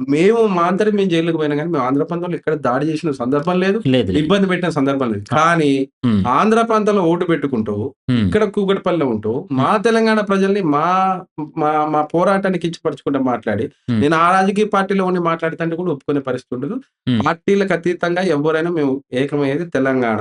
ఒకటే తెలంగాణ. ఈ హ్మ్. తెలంగాణ అనే పదం కోసం కొన్ని వేల లక్షల ఆత్మ బలిదానాలు జరిగినాయి. హ్మ్. ఈ అంశాలు మాట్లాడేటప్పుడు రాజకీయ పరిజ్ఞానం ఉన్నటువంటి పవన్ కళ్యాణ్ గారు లాంటి వ్యక్తులు కూడా విచక్షణ కోల్పోయి మాట్లాడమాకండి. హ్మ్. ప్రజల మధ్యలో చిచ్చు పెట్టమాకండి. ఇది చిచ్చు పెట్టే ప్రయత్నం చేస్తే ప్రజల మధ్య యుద్ధాలు జరిగి ఈ ప్రాంతంలో ఉన్నటువంటి వ్యక్తులకి ఇబ్బంది అయ్యేటటువంటి పరిస్థితి వస్తది కాబట్టి అది వాళ్ళైనా, మనమైనా హ్మ్. మీ ఆలోచన ప్రకారం మీకు అక్కడుంటే ఓటు అక్కడ యేసుకోండి. బతకటానికొస్తే బతకండి. చాలా ప్రాంతాల్లో కానీ మా భావాజాలాన్ని, మా భాషని, మా ఆలోచనని, మా నిర్ణయాల్ని మేము చేసుకునే మా ప్రభుత్వాలు తీసుకునే నిర్ణయాల్ని అదే పార్టీ అయినా గాని వ్యతిరేకించి విచక్షణ కోల్పోయి మాట్లాడితే ఇబ్బంది పడే పరిస్థితులొస్తాయి. పవన్ కళ్యాణ్ గారు లాంటి వాళ్ళకి ప్రత్యేకంగా సిద్ధాంతపరమైనటువంటి ఆలోచన లేకుండా గద్దరు మీరే చెప్తారు. ఈ వామపక్ష భావజాలం నువ్వే అంటివి. సనాతన ధర్మం నువ్వే అంటుంటివి. అంబేద్కర్ అంటివి. కాన్షీరామ్ అంటివి. ఇయాల లాస్ట్‌కి ఎక్కడికి పోయినావు నువ్వు? తిరుపతిలో అవినీతి జరిగిందని చెప్పి మోకాళ్ళు పసుపు నీళ్ళు పెట్టి కడిగిండు. మరి ఇదే రామాలయ అయోధ్య విరాళాలల్ల కోట్ల రూపాయలు దొంగతనాలు చేసి తీసుకపోతే ఒక మాట మాట్లాడు. హ్మ్. ఇదండి ప్రశ్నించడం. ప్రశ్నించడం కోసమే పుట్టింది పవన్ కళ్యాణ్ పార్టీ అన్న వ్యక్తి. హ్మ్. ఇలాంటి అంశాల మీద మాట్లాడట్లేదు. పుట్టిందే తెలంగాణలో పుట్టింది. ప్లస్ ప్రెసిడెంట్ అని పుట్టింది ఆయన. ప్రశ్నించడానికి అదా? హ్మ్. మరి తిరుపతిలో అవినీతి అనంగానే హ్మ్. జగన్మోహన్ రెడ్డి క్రిస్టియన్ కావటం వల్ల తిరుపతిలో అవినీతి జరిగిందని చెప్పి పసుపు నీళ్ళు పెట్టి మొత్తం కడిగినవు. కడిగాడు. అవును. మరి అయోధ్య విరాళాలల్ల, జేబులల్ల, సాక్షులల్ల, పాయింట్ అవును. లోపలల్ల, ఏడ బూట్లల్ల డబ్బులు పెట్టుకొని హ్మ్. ప్రజలు చాలా కష్టపడి అక్కడి నుంచి మట్టి తెచ్చినా చాలా ప్రేమగా తీసుకున్నటువంటి అవునవును. భావోద్వేగాలతో కూడుకున్నటువంటి అంశంలో హ్మ్. ఇంత అవినీతి జరిగితే మరి ఎందుకు సనాతన ధర్మ నాయకులు సనాతన ధర్మం గురించి పొద్దున్న లేస్తే లెచ్చరిచ్చేటోళ్ళు మాట్లాడండి. హ్మ్. అది సార్ నేననేదేందంటే భారతదేశంలో ఎక్కడైనా తిరిగే హక్కు ఎవరికైనా ఉంది. అక్కడ కానీ హ్మ్. నేను బోయి పక్క రాష్ట్రంలో మహారాష్ట్రోల్ని వాళ్ళ ఆలోచన విధానాన్ని తిట్టి, హ్మ్. గుజరాత్ పోయి ఎక్కడోడిని తిడితే ఎవడు సహించడు. ఓకే. ఇక్కడ ఏందంటే తెలుగు ప్రజలు కలిసిర్రు ఒకప్పుడు కాబట్టి. హ్మ్. మీకు కొంత ప్రిన్సెస్ వరకు అవకాశం ఉంటుంది గానీ, మరీ విరుద్ధంగా మా నాయకురాల మీద ఇష్టం వచ్చినట్టు మాట్లాడటం, హ్మ్. సోషల్ మీడియాలో పెట్టడం లాంటివి చేస్తే మాత్రం చాలా భవిష్యత్తులో ఇబ్బందికర పరిస్థితి ఎదురైతదని చెప్పొచ్చు. హ్మ్. ఇప్పుడు ఎన్టీఆర్ విగ్రహం ఏదైతే పెట్టారో, సో, ఆ ఎన్టీఆర్ విగ్రహం విషయంలో మీ నాయకురాలు చాలా వ్యతిరేకించి, మొత్తం మేము అధికారంలోకి వచ్చిన తర్వాత పార్సిల్ కట్టేసి ఆంధ్ర పంపిస్తామని చెప్పారన్నారు. ఏంటి ప్రాబ్లమ్ ఏంటి? అంటే ఆయన ఎన్టీఆర్ అనే ఆయన మనకి ఉమ్మడి రాష్ట్రంలో ఉన్న వ్యక్తి, కొంతమంది ఇన్‌స్పైర్ అయినటువంటి వ్యక్తి, గౌరవించే వ్యక్తి గదా! సో, అంటే ఎందుకని అక్కడ ఇబ్బంది? సరే ఇప్పుడు మీరిక్కడ ఒక అంశం గమనించాలి సార్. ఓకే. విషయం ఏంటంటే ఎన్టీఆర్ గారంటే చాలా మందికి అభిమానమే, గౌరవమే. ఆయన పార్టీ పెట్టినప్పుడు బలహీన వర్గాలకు సంబంధించి మెజారిటీ ప్రజలకి అవకాశాలొచ్చినాయి. ఒక సినిమా హీరో, ఓకే. పాత్ర నాయకులకు కూడా ఇష్టమైనటువంటి వ్యక్తి. హ్మ్. సరే ఇది ఆయన చనిపోయిన తర్వాతనే తెలంగాణ, ఈ రాష్ట్రం అన్నీ జరిగినాయి. జరిగింది. ఇప్పుడు ప్రతి ప్రాంతంలో ఎన్టీఆర్ విగ్రహం ఉంది. ఇంత ఓకే. పెద్ద తెలంగాణ ఉద్యమంలో కూడా ఎన్టీఆర్ విగ్రహాలను ఏడ కూడా డిస్టర్బ్ చేయలే. ఎక్కడ కూలగొట్టలేదు. చేయలే. అది. ప్రజలు వాళ్ళ దానికి టీడీపీలో ఉన్నోళ్ళుంటే, ఇప్పుడు కూడా ఉన్నోళ్ళుంటే 3000, 4000 ఓట్లుంటే పూజించుకుంటారు. ఓకే. రేవంత్ రెడ్డి గారు కూడా ముఖ్యమంత్రి అయిన తర్వాత ఆయన కూడా ఆ పార్టీ నుంచే వచ్చిండు. ఆయన హ్మ్. గురువు, ఈయన శిష్యుడు దేశం అంతా శిష్యుడు. తెలిసింది. అవును. మేమేమంటున్నామంటే తెలంగాణ రాష్ట్రం అయిపోయి 10 సంవత్సరాలు అయిపోతుంది. ఓకే. కొత్త పార్టీ వచ్చింది. హ్మ్. ఖచ్చితంగా రేపు హైదరాబాద్ జీహెచ్ఎంసీ ఎలక్షన్స్ వస్తున్నాయన్న సందర్భంలో హ్మ్. ఎన్టీ రామారావు గారికి సంబంధించిన సామాజిక వర్గాలు బలంగా కొన్ని ఏరియాలలో హ్మ్. ఉండటం వల్ల ఓకే. దాన్ని దృష్టిలో పెట్టుకొని ఇప్పటికిప్పుడు ఇంత పెద్ద ఎన్టీఆర్ విగ్రహం అమీర్పేటలో పెట్టాల్సిన అవసరం ఏమొచ్చింది సార్? హ్మ్. మేమిప్పుడు కొత్తగా ఆడ గద్దర్ అన్నది పెట్టిర్రి. అంతే. చనిపోయిండు. అంతే గదా! కొండా లక్ష్మణ్ బాపూజీ పెట్టిర్రి. గద్దర్ అవార్డులు పెట్టారు. ఆ! గద్దర్ అవార్డులు పెట్టారు. అవును సార్. ఎక్కడైనా పెట్టొచ్చు సార్. ఇప్పుడు అవును. ఒకటే పెట్టాలని ఎన్టీ రామారావు గారిది అమీర్పేటలో మైత్రి వనంలో ఎందుకు సార్? ఆడేమన్నా పుట్టిండా ఆయన? అట్లా కాదు గదా! ఆయన పుట్టింది ఎక్కడ? ఆ! ఆంధ్రాలో ఆంధ్ర లిమ్మకూరులో పుట్టిండు. నేనేమంటున్నానంటే, ఇంతమంది త్యాగాలు చనిపోయిన వ్యక్తులు ఈ మధ్య కాలంలో చనిపోయినటువంటి వ్యక్తులు కూడా ఉన్నారు. తెలంగాణ ఉద్యమానికి ఇన్‌స్పైర్ అయినోళ్ళు. అవును. ప్రొఫెసర్ జయశంకర్‌ది పెట్టకుండా, హ్మ్. కొండా లక్ష్మణ్ బాపూజీది పెట్టకుండా, తెలంగాణ ఉద్యమంలో ఉన్నోళ్ళు పెట్టకుండా, హ్మ్. ఇప్పటికిప్పుడు 15 ఏళ్ల తర్వాత కాంగ్రెస్ పార్టీ అధికారంలోకి వచ్చిన తర్వాత, గురువు శిష్యుడు ఉన్నప్పుడు పెద్ద ఎత్తున మైత్రివనంలో హైదరాబాద్ నడిబొడ్డులో మీరు విగ్రహం పెడితే మా ఆత్మగౌరవం దెబ్బతీయాలనే కదా సార్! హ్మ్. రెచ్చగొట్టాలనే కదా! హ్మ్. ఈ రెచ్చగొట్టే తత్వం చేస్తే ఓకే. ఇప్పుడు మా నాయకులు చచ్చిపోయారు. వాళ్ళ జీవితాలు పోయినాయి. హ్మ్. మంచి చాలా నాలెడ్జ్ ఉండి తెలంగాణ అంశాల మీద లోతైనటువంటి అధ్యయనం చేసినటువంటి వ్యక్తులు కూడా చచ్చిపోయారు. హ్మ్. ఎందుకు వాళ్ళ విగ్రహాలు పెట్టరు మీరు? హ్మ్. జయశంకర్ సార్‌ది పెట్టండి. ప్రొఫెసర్ జయశంకర్ సారే కదా సార్ మూల కేసీఆర్ అవును. గారికి కూడా. అవును. అవును. జయశంకర్ సార్ విగ్రహం ఉండదు. ఉండదు. ఏడో ఒక అవును. చోట ఉంటది. అవును. కొండా లక్ష్మణ్ బాపూజీది ఉండదు. ఇంకా చాలా మంది ఉద్యమాలు చేసినోళ్ళు ఉన్నారు. అవును. అవును. పోనీ మన శ్రీకాంతాచారి పెట్టిరి. ప్రాణమే పోగొట్టుకున్నాం కదా! యాదయ్య ఆయనది పెట్టిరి. పెట్టాలి. తాత్కాలిక ఎక్కడ ఉన్నాయి అది. కరెక్టే. మరి మా త్యాగం ఇప్పుడు మీరు నిమ్మకూరులో పెట్టుకొని, ఆడ పెట్టుకొని, ఆడ మీ ప్రభుత్వం అక్కడ చదువుకున్నారు ప్రాబ్లమ్ లేదు. పెట్టుకోండి. హ్మ్. ఇక్కడ స్పెసిఫిక్‌గా ఈ జీహెచ్ఎంసీ ఎలక్షన్‌ల కోసం హ్మ్. రాజకీయ కోణంలో ఓట్లను ఆకర్షించడానికి పెట్టారనేది. నిజం సార్. ఎందుకంటే రేపు జీహెచ్ఎంసీలో మీకు దీంట్లో కూడా ఒక బలమైన కారణం ఏందంటే, సెటిలర్ 1000% గతంలో టీఆర్ఎస్ పార్టీ ఈడ జీహెచ్ఎంసీలో బలంగా గెలిచినటువంటి సందర్భం వచ్చింది. ఓకే. కేసీఆర్ గారి పార్టీకే జీహెచ్ఎంసీ చుట్టుపక్కల పరిధిలో ఓట్లేసినటువంటి సందర్భం వచ్చింది. హ్మ్. దాన్ని బ్రేక్ చేయాలంటే ఏం చేయాలి?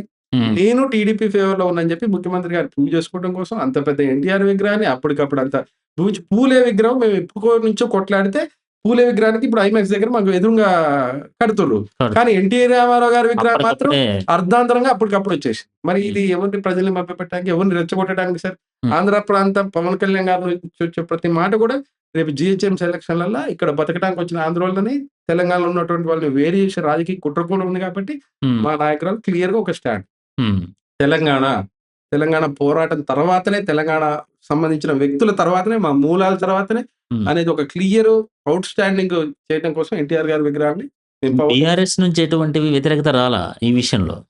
కానీ ఓన్లీ కవిత గారి నుంచే బీఆర్ఎస్ వ్యతిరేకత. మాట్లాడతారు సార్. బీఆర్ఎస్ పార్టీ పోయి ఆంధ్ర ప్రాంతాల్లో ఒక నాయకుడిని పెట్టి, అధ్యక్షుడిని పెట్టి కేసీఆర్ గారు ఆంధ్రాలో తిరిగిన తర్వాత, హ్మ్. అక్కడ నాయకుడిని ఇక్కడ పెట్టొద్దన్నప్పుడు, ఇక్కడ నాయకుడు అక్కడికి పోద్ది కదా సార్ మరి. ఆ ఓకే. సిద్దు అనేది బీఆర్ఎస్ పార్టీ కోల్పోయిన తర్వాతనే ఓకే. తెలంగాణ ప్రజలకి, తెలంగాణ ఉద్యమం చేసినటువంటి వ్యక్తులు గాని, తెలంగాణకి సంబంధించిన సమాజం గాని దూరమైన సందర్భంలో హ్మ్. మాట్లాడే వాళ్ళు లేరు గాబట్టే మా నాయకురాలు ఆ స్టాండ్ తీసుకొని బీఆర్ఎస్ పార్టీ హ్మ్. పుట్టినప్పుడు ఏదైతే సిద్ధాంతం, విధానం ఉందో అది హ్మ్. ఈరోజు మా నాయకురాలు మాట్లాడుతుంది. హ్మ్. అందుకే తెలంగాణలో ఉద్యమం చేసినోళ్ళు గాని, పోరాటం చేసినోళ్ళు గాని, అమరవీరులు గాని, భూ పోరాటాలు గాని, వాళ్ళకి ఏదైనా చేయాలన్నా గాని, ప్రతి హ్మ్. సమస్య మీద మా నాయకురాలు మాట్లాడుతుందనేది మేము చెప్పే విషయం. సో, కవిత గారు హ్మ్. పాంచజన్యం అనేది ఒకటి పెట్టారు గదా! అవును సార్. సో, ఏంటది? ఆ 5 పాయింట్స్ మీద దేని మీద మీరు కాన్సంట్రేషన్ చేస్తున్నారు? అంటే హ్మ్. చెప్పండి. పాంచజన్యం అంటే ఒరిజినల్‌గా శ్రీకృష్ణుడు పూరించినటువంటి శంఖం పేరు పాంచజన్యం సార్. ఓకే. దాంట్లో ప్రధానంగా బలహీన వర్గాలకు సంబంధించి ఓకే. సామాజిక కోణంలో అవకాశాలు ఇయటం ఒకటి. హ్మ్. పూర్తి, పూర్తి ఉచిత విద్య ప్రతి ఓకే. ప్రజలకి కంప్లీట్ ఫ్రీ కంప్లీట్ ఎడ్యుకేషన్. అంటే ప్రైవేట్ స్కూల్‌లు గాని, no private, colleges. No education. ఎంత క్వాలిటీ ఎడ్యుకేషన్ అయినా ఓకే. ప్రభుత్వమే చేయాలనేది ఒక ఆలోచన sir. Okay. Free health, free health. ఆరోగ్యం ఇది ఇట్లా కార్పొరేట్ హాస్పిటల్‌లు ఏదైనా అట్లాంటివి సరే లేకుండా. ఎనీ కార్పొరేట్ ఉచిత విద్య, ఉచిత వైద్యము ఓకే. అనేది చాలా ప్రధానమైన ప్లస్ బలహీన వర్గాలకు సంబంధించినటువంటి సామాజిక కోణంలో ఓకే. రాజకీయపరమైన అంశాలు ఇయ్యాలనేది. హ్మ్. ఇట్లా ఈ అంశాలు ప్రధానమైనటువంటి సమస్యలు ఏదైతే ఉంటాయో విద్య, ఓకే. ఉచిత విద్య, వైద్యం. హ్మ్. వీటిని మనమే దగ్గరుండి ప్రతి ప్రజలకి సామాన్యులకు కూడా అందే విధంగా చేయాలనే దాంట్లో భాగంగా పాంచజన్యం తీసుకురావడం జరిగింది సార్. హ్మ్. గతంలో ప్రభుత్వాలు 6 గ్యారంటీలు అన్నారు వర్కౌట్ కాలేదు. హ్మ్. ఆ కాలేదు. నేపథ్యంలో డమ్మీగా 6 గ్యారంటీలు అని చెప్పి మోసం చేయకుండా ఒక హ్మ్. నేపథ్యం ఉండాలా. గాంధీజీ, వినోబా భావే లాంటోళ్ళు పాంచజన్యం అనే పదాలు వాడిర్రు. హ్మ్. శ్రీకృష్ణుడి శంకరం పేరు పాంచజన్యాలు. హ్మ్. మనం మాటిస్తే నమ్మకంగా కలిగే విధంగా ఈ పదాన్ని వాడాలని చెప్పేసి హ్మ్. వ్యక్తిగతంగా ఆలోచించి పెట్టినటువంటి అంశం సార్. దీనితోటి ఉచిత విద్య, సామాజిక కోణము, ఉచిత వైద్యం పేరు మీద హ్మ్. పాంచజన్యాలతోటి బలహీన వర్గాలకి ఇయ్యాల్సినటువంటి రాజకీయ అంశాలతోటి హ్మ్. పోవాలనేది ఆలోచన. 1000% కూడా ఇచ్చిన మాటని కట్టుబడి హ్మ్. ప్రజలకు తీసుకుపోయి ప్రూవ్ చేసుకోవాలనేది మా ఆలోచన. ఇప్పుడు ఫైనల్‌గా ఒక విషయం ఏంటంటే, ఇప్పుడు కరెక్ట్‌గా ఒక 2 ½ ఇయర్స్ ఉంది. మెయిన్ ఎలక్షన్స్‌కి. సో, ఈ పీరియడ్ లోపల మీ కార్యాచరణ ఎలా ఉండబోతుంది? సో, ఏదైతే 6 గ్యారంటీలు ఉన్నాయో, ఇప్పుడు మహిళలకు ఫ్రీ బస్ అయితే ఇచ్చారు అవును సార్. మరి మిగతా పింఛన్ విషయంలో గాని, మిగతా చాలా విషయాల్లో గాని మాట తప్పారు. సో, వాటిల మీద నిలదీస్తూ ఒక ప్రధాన ప్రతిపక్షంగా మీరు వెళ్ళేటటువంటి అవకాశం ఉందా? ఎట్లా మీ యాక్షన్ ప్లాన్ ఏంటి?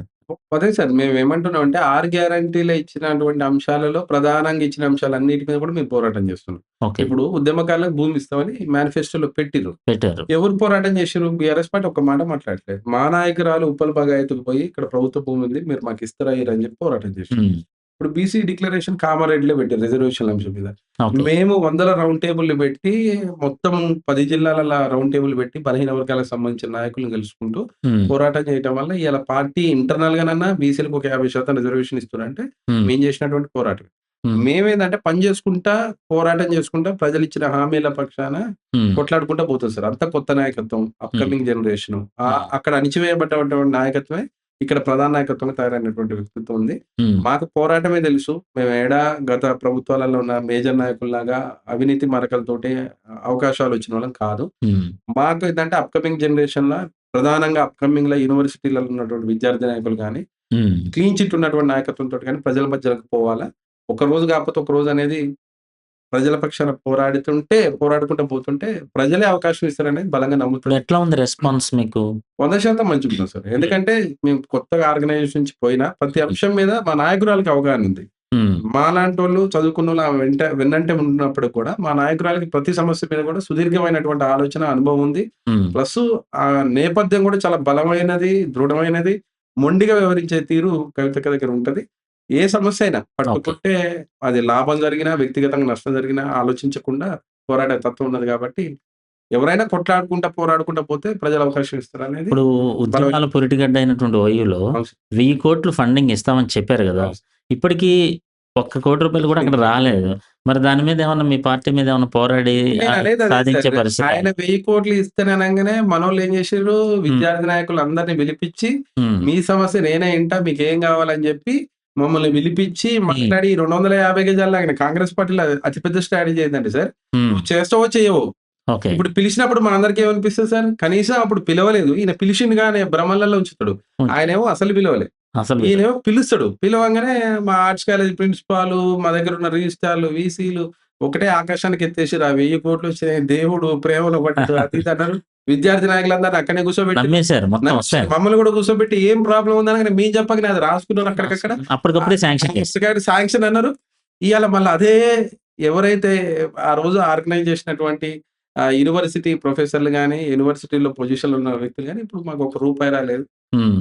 అయ్యా మొర్రు అని చెప్పి మాట్లాడుతుర్రు. మరి అయ్యాళ్ళు మాట్లాడి ఇచ్చినకే పొగిడిన దానికి ఇలా మాట్లాడేదానికి పొంతన లేకుండా ఉంది అంటే నేను కాబట్టి ఆఫ్ ద రికార్డ్ కొంతమందితో మాట్లాడాను. కాంగ్రెస్ పార్టీకి సంబంధించే మీ ఉద్యమ పార్టీలో ఉన్న ఐ మీన్ విద్యార్థులు వెళ్ళిన వాళ్ళు ఉన్నారు కాబట్టి, అవును సార్. వాళ్ళు, వాళ్ళు కూడా చెప్పలేకపోతున్నారు పైకి. అవును సార్. మేమే ఉద్యమం చేయాలి సార్. ఆ క్వెషన్ ఆ ప్రశ్నలు అడగకండి అనే పరిస్థితిలో ఉన్నారు. అదే సార్ ఇప్పుడు ఇప్పుడు. వచ్చిన ఆ! సమస్య ఏందంటే, నువ్వు 250 గజాలు ఇస్తానని చెప్పి కమిటీ చేసి మా అందరిని కూర్చోబెట్టినావు. ఓకే. ఇప్పుడు వస్తదా రాదా గాని కూర్చోబెట్టిరనే దాంట్లో ప్రజలకి 1 ఇయర్, 1 ½ ఇయర్ ఇస్తది. హ్మ్. లాస్ట్‌కొచ్చేసరికి ఇయ్యకపోయినా చేసేదేం లేదు. కూర్చోబెట్టమైతే కూర్చోబెడతా గాని భోజనం వచ్చేదాకా మన చేతిలో ఒకటే లేదు. గమనించాలి సార్. ఓకే. ఆయన చెయ్యని పని ఈయన చేసినట్టు చూపిస్తాడు అంతే. జరుగుద్దా? అంతే. జరగదా? అనేది ఉండదు. ఆ! కేసీఆర్ గారు పిలవలేదు. మనం పిలుద్దాం. అంతే. కేసీఆర్ గారు ఇనప కంచెలు పెట్టిండు. ఆ! గేట్లు తీద్దాం. కానీ చేద్దాం. మనిషి పోయేదుండదు. అంటే యాక్షన్ మాత్రం జరగదు. యాక్షన్ ఉండదు సార్. ఓహ్! నువ్వు ఆయన చెయ్యంది మనం చేసినట్టు చూపిద్దాం అంటారు. అంటే నిజంగా చేస్తే హ్మ్. ప్రజలు మళ్ళా మంచి జరుగుతది గానీ, చేసే విధానం అయితే కనపడతలేదు. కానీ పొలిటికల్ పార్టీగా మీరేదన్నా అక్కడ ఏదన్నా ఆహ్, చేయగలిగితే అవును సార్. అంటే దృష్టి ప్రభుత్వం ఫోకస్ పెట్టే విధంగా మీరేదైనా కార్యక్రమం చేయగలిగితే మేబీ ఏమన్నా కదలిక జరగచ్చేమో. ప్రయత్నం చేస్తున్నాం సార్. ఓకే. ఇప్పుడు ఫస్ట్‌లో ఎట్లుంటదంటే సార్, ఇళ్ళ పార్టీలో ఉన్న మా నాయకులే. ఒకప్పుడు ఆ! బీఆర్ఎస్ అధికారంలో ఉన్నప్పుడు మేమందరం, హ్మ్. కాంగ్రెస్ పార్టీలో ఉన్న నాయకులు మాతో మాట్లాడినా అందరం తెలంగాణ రాష్ట్రం కోసం ఏబీపీ, ఎన్ఎస్‌యుఐ ఒక ఆర్గనైజేషన్‌కి సంబంధం లేకుండా అందరూ కలిపి కొట్లాడినోళ్ళే. హ్మ్. ఇప్పుడు ఆఖరికి ఎట్లొచ్చిందంటే సార్, కాంగ్రెస్ పార్టీలో ఉన్న విద్యార్థి నాయకులకు గూడా అవకాశం ఇయ్యాలన్నా, హ్మ్. పోరాటం జేసినోళ్ళకి, మళ్ళా ఓకే. మాలాంటోళ్ళని మాట్లాడాల్సొస్తుంది. మొన్న మాకనిపించిన అంశం ఏందంటే, ఆ 250 గజాల స్థలం విషయంలో కమిటీ ముందర కూర్చున్నప్పుడు అందరూ అద్భుతమైనటువంటి పోరాటం జేసినటువంటి నాయకులు, చిన్న వయసులో పోరాటం జేసినటువంటి నాయకులు, తెలివున్న నాయకులు ఒక దగ్గర కనిపించారు. కానీ అన్ని పార్టీలు విద్యార్థి నాయకులపై సవతి తల్లి ప్రేమే చూపిస్తున్నాయి. హ్మ్. ఏ పార్టీ గూడా విద్యార్థి నాయకులను అందరికి ఎక్కిచ్చే ప్రయత్నం చెయ్యట్లేదు. చేయట్లే. కానీ ప్రశ్నించాల్సినటువంటి విద్యార్థి నాయకులు మాలాంటోళ్ళు తలా ఒక పార్టీలో ఉండటం వల్ల మీకు సొంత ఆలోచన అనేది లేకుండా ఆ పోయింది. యూనిటీ లేకుండా పోయింది. కానీ మాకు మొన్న చూసినప్పుడు అనిపించింది ఏంటంటే నిజంగా ఓయూ విద్యార్థి నాయకులు అందరూ ఏకమైతే ఓకే. తెలంగాణ రాజకీయాలలో ఇప్పుడైనా పెను సంచలనం చేయొచ్చు, ప్రకంపనలు సృష్టించొచ్చు. ఒక బలమైనటువంటి మార్కేయొచ్చు అనేదైతే మాకు అర్థమైంది సార్. కానీ ఎంత రాజకీయ పార్టీనైనా మొండి రాజకీయ పార్టీనైనా దించొచ్చు. అందరూ యూనిటీగా దించొచ్చు అనేది అర్థమైంది కానీ అందరూ ఒక తాటి మీదకి రావడం ఏకతాటి మీదకి తీసుకురావడం పెద్ద సమస్య అయిపోయింది. సమస్య. ఆ ఏకతాటి మీదకి తీసుకొచ్చేటటువంటి నాయకత్వం ఉంటే ఆ రోజులలోనే తెలంగాణ ఉద్యమంలో ఒక పెద్ద పొలిటికల్ పార్టీగా అయ్యేది. సరే అయినా ఏ పార్టీలో ఉన్నప్పుడు కూడా యూనివర్సిటీలకు ఒక ప్రత్యేక బ్రాండ్ ఉంది. ఓకే. 1000% కాంగ్రెస్ పార్టీలో ఉన్న వాళ్ళకైనా, మా పార్టీలో ఉన్న వాళ్ళకైనా లేదా ప్రజల పక్షానైనా సందర్భం వచ్చినప్పుడు రాజకీయాలకు అతీతంగా, పొలిటికల్ పార్టీలకు అతీతంగా ఏకమయ్యే నేపథ్యం, ఉద్యమ నేపథ్యం అయితే ఉంది కాబట్టి బలంగా ప్రజా సమస్యల మీదకి వచ్చినప్పుడు మేము పోరాడితే వాళ్ళు పోయి అక్కడ చెప్పి ఇది జరిగితే ఇబ్బంది అయితే అనే క్రమంలోనైనా ప్రజా సమస్యలు పరిష్కారం కావాలనేది ఒక ఆలోచన సార్. ఇప్పటి నుంచి ఆ దిశగా కూడా ఆలోచనలు చేస్తాం. ఓకే. కందుల మధు గారు ఇంకో విషయం ఏంటంటే రేవంత్ రెడ్డి గారు చేస్తున్న వ్యాఖ్యలు కొన్ని ఉంటే గనక చాలా వివాదాస్పదంగా మారుతున్నాయి. ఈ మధ్యనే పంట పొలాలు ఎలా పండాలంటే రైతుల కోసం నెత్తురు జల్లితే అయిపోతుంది. ఏముంది దాంట్లో అంటాం. సో కొంచెం భాష అనేది కొంచెం హద్దులు దాటుతున్నట్టుగా చాలా మంది అంటారు. మీ పార్టీ నుంచి మీరేమంటారు? అంటే మీకు చెప్పేది అదే సార్. నేను ఇంతకుముందు కూడా చెప్పాను. ఇప్పుడు కూడా చెప్తున్నాను. గతంలో కేసీఆర్ గారు చాలా అనుభవపూర్వకంగా చాలా పెద్ద వక్త అనేటటువంటి ఆలోచన ఉండేది. చాలా అధ్యయనం చేసిన తర్వాత మాట్లాడితే వాగ్దాటి అనే మార్పొచ్చింది. దాన్ని బ్రేక్ చేయాలంటే ఆయన ఈ వాడుక భాషలో మాట్లాడే కేసీఆర్ గారికి దూరంగా క్వైట్ ఆపోజిట్‌గా వచ్చి ప్రజలలో సక్సెస్ అయినటువంటి ఆయన ఆలోచనతో ఉన్నాడు కాబట్టి 1000% ఇదే కరెక్ట్ అని ఆయన అనుకుంటాడు. అల్టిమేట్ గా ప్రజల తీర్పు అనేదే ఇంపార్టెంట్. అయ్యాల తీర్మానం మల్లన్న అనే వ్యక్తి నోటుకొచ్చి మాట్లాడితే ఎమ్మెల్సీ అయ్యిండు. అదే కోవల రేవంత్ రెడ్డి ముఖ్యమంత్రి అయ్యిండు. ఇప్పుడు ఈ ట్రెండ్ నడుస్తుందేమని అనిపిస్తుంది. మనం సమస్య మీద వాగ్దాటిగా అధ్యయనం చేసి మాట్లాడాలనేది ఆ జనరేషన్ లో నడిచింది. ఇప్పుడు ఈయన నేను క్వైట్ ఆపోజిట్, ఆయన ఏది చేస్తే దానికి ఆపోజిట్ చేస్తాడు కాబట్టి ఈయన భాష గురించి మనం చూసిందే పేగులు మెల్ల వేసుకున్నట్టు ఒక్కొక్కటి చేస్తాడు ఇష్టారీతిగా మాట్లాడుతున్నటువంటి సందర్భంగానే అల్టిమేట్ గా ప్రజలు గమనిస్తుంటే ఉంటారు. ఏ పని చేసినా అది ఒకసారి లాభం జరిగినా ఎప్పుడు అట్లా జరుగుద్ది అనుకుంటే మాత్రం మన భ్రమ.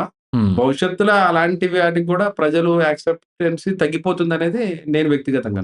ఎందుకంటే తెలంగాణ సంస్కృతిలో అలాంటి భాష అనేది యూజ్ చేసేది కాదు కదా యాక్చువల్‌గా.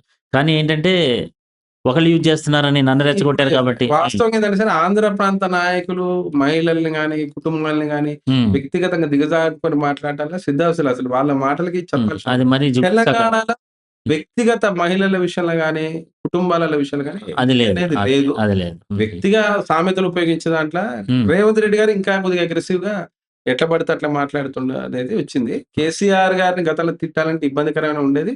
కేసీఆర్ గారి పని వాళ్ళకి తిడితేనే సక్సెస్ అయింది కాబట్టి ఆయన ఇప్పుడు ముఖ్యమంత్రిగా ఉన్నప్పుడు మార్చుకుంటే బాగుండేది కానీ ఇంకా ఆయన ఆ పందానే కొనసాగుతుంది కాబట్టి ప్రజలు కూడా దాన్ని గమనిస్తుంటారు సార్. అది ఎక్కువ రోజులు నడుస్తుంది అని అయితే నేను అనుకుంటున్నాను.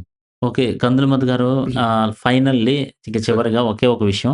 స్క్వేర్ టాక్స్ ప్రేక్షకులకి ఎవరికైతే ఉన్నారో మీ పార్టీ తరపున తెలంగాణ రక్షణ సేన తరపున ఏం చెప్పదలుచుకుంటున్నారు? యాక్చువల్లీ 100% మంచి ఆలోచన విధానంతో మీరు ముందుకు పోతున్నారు సార్.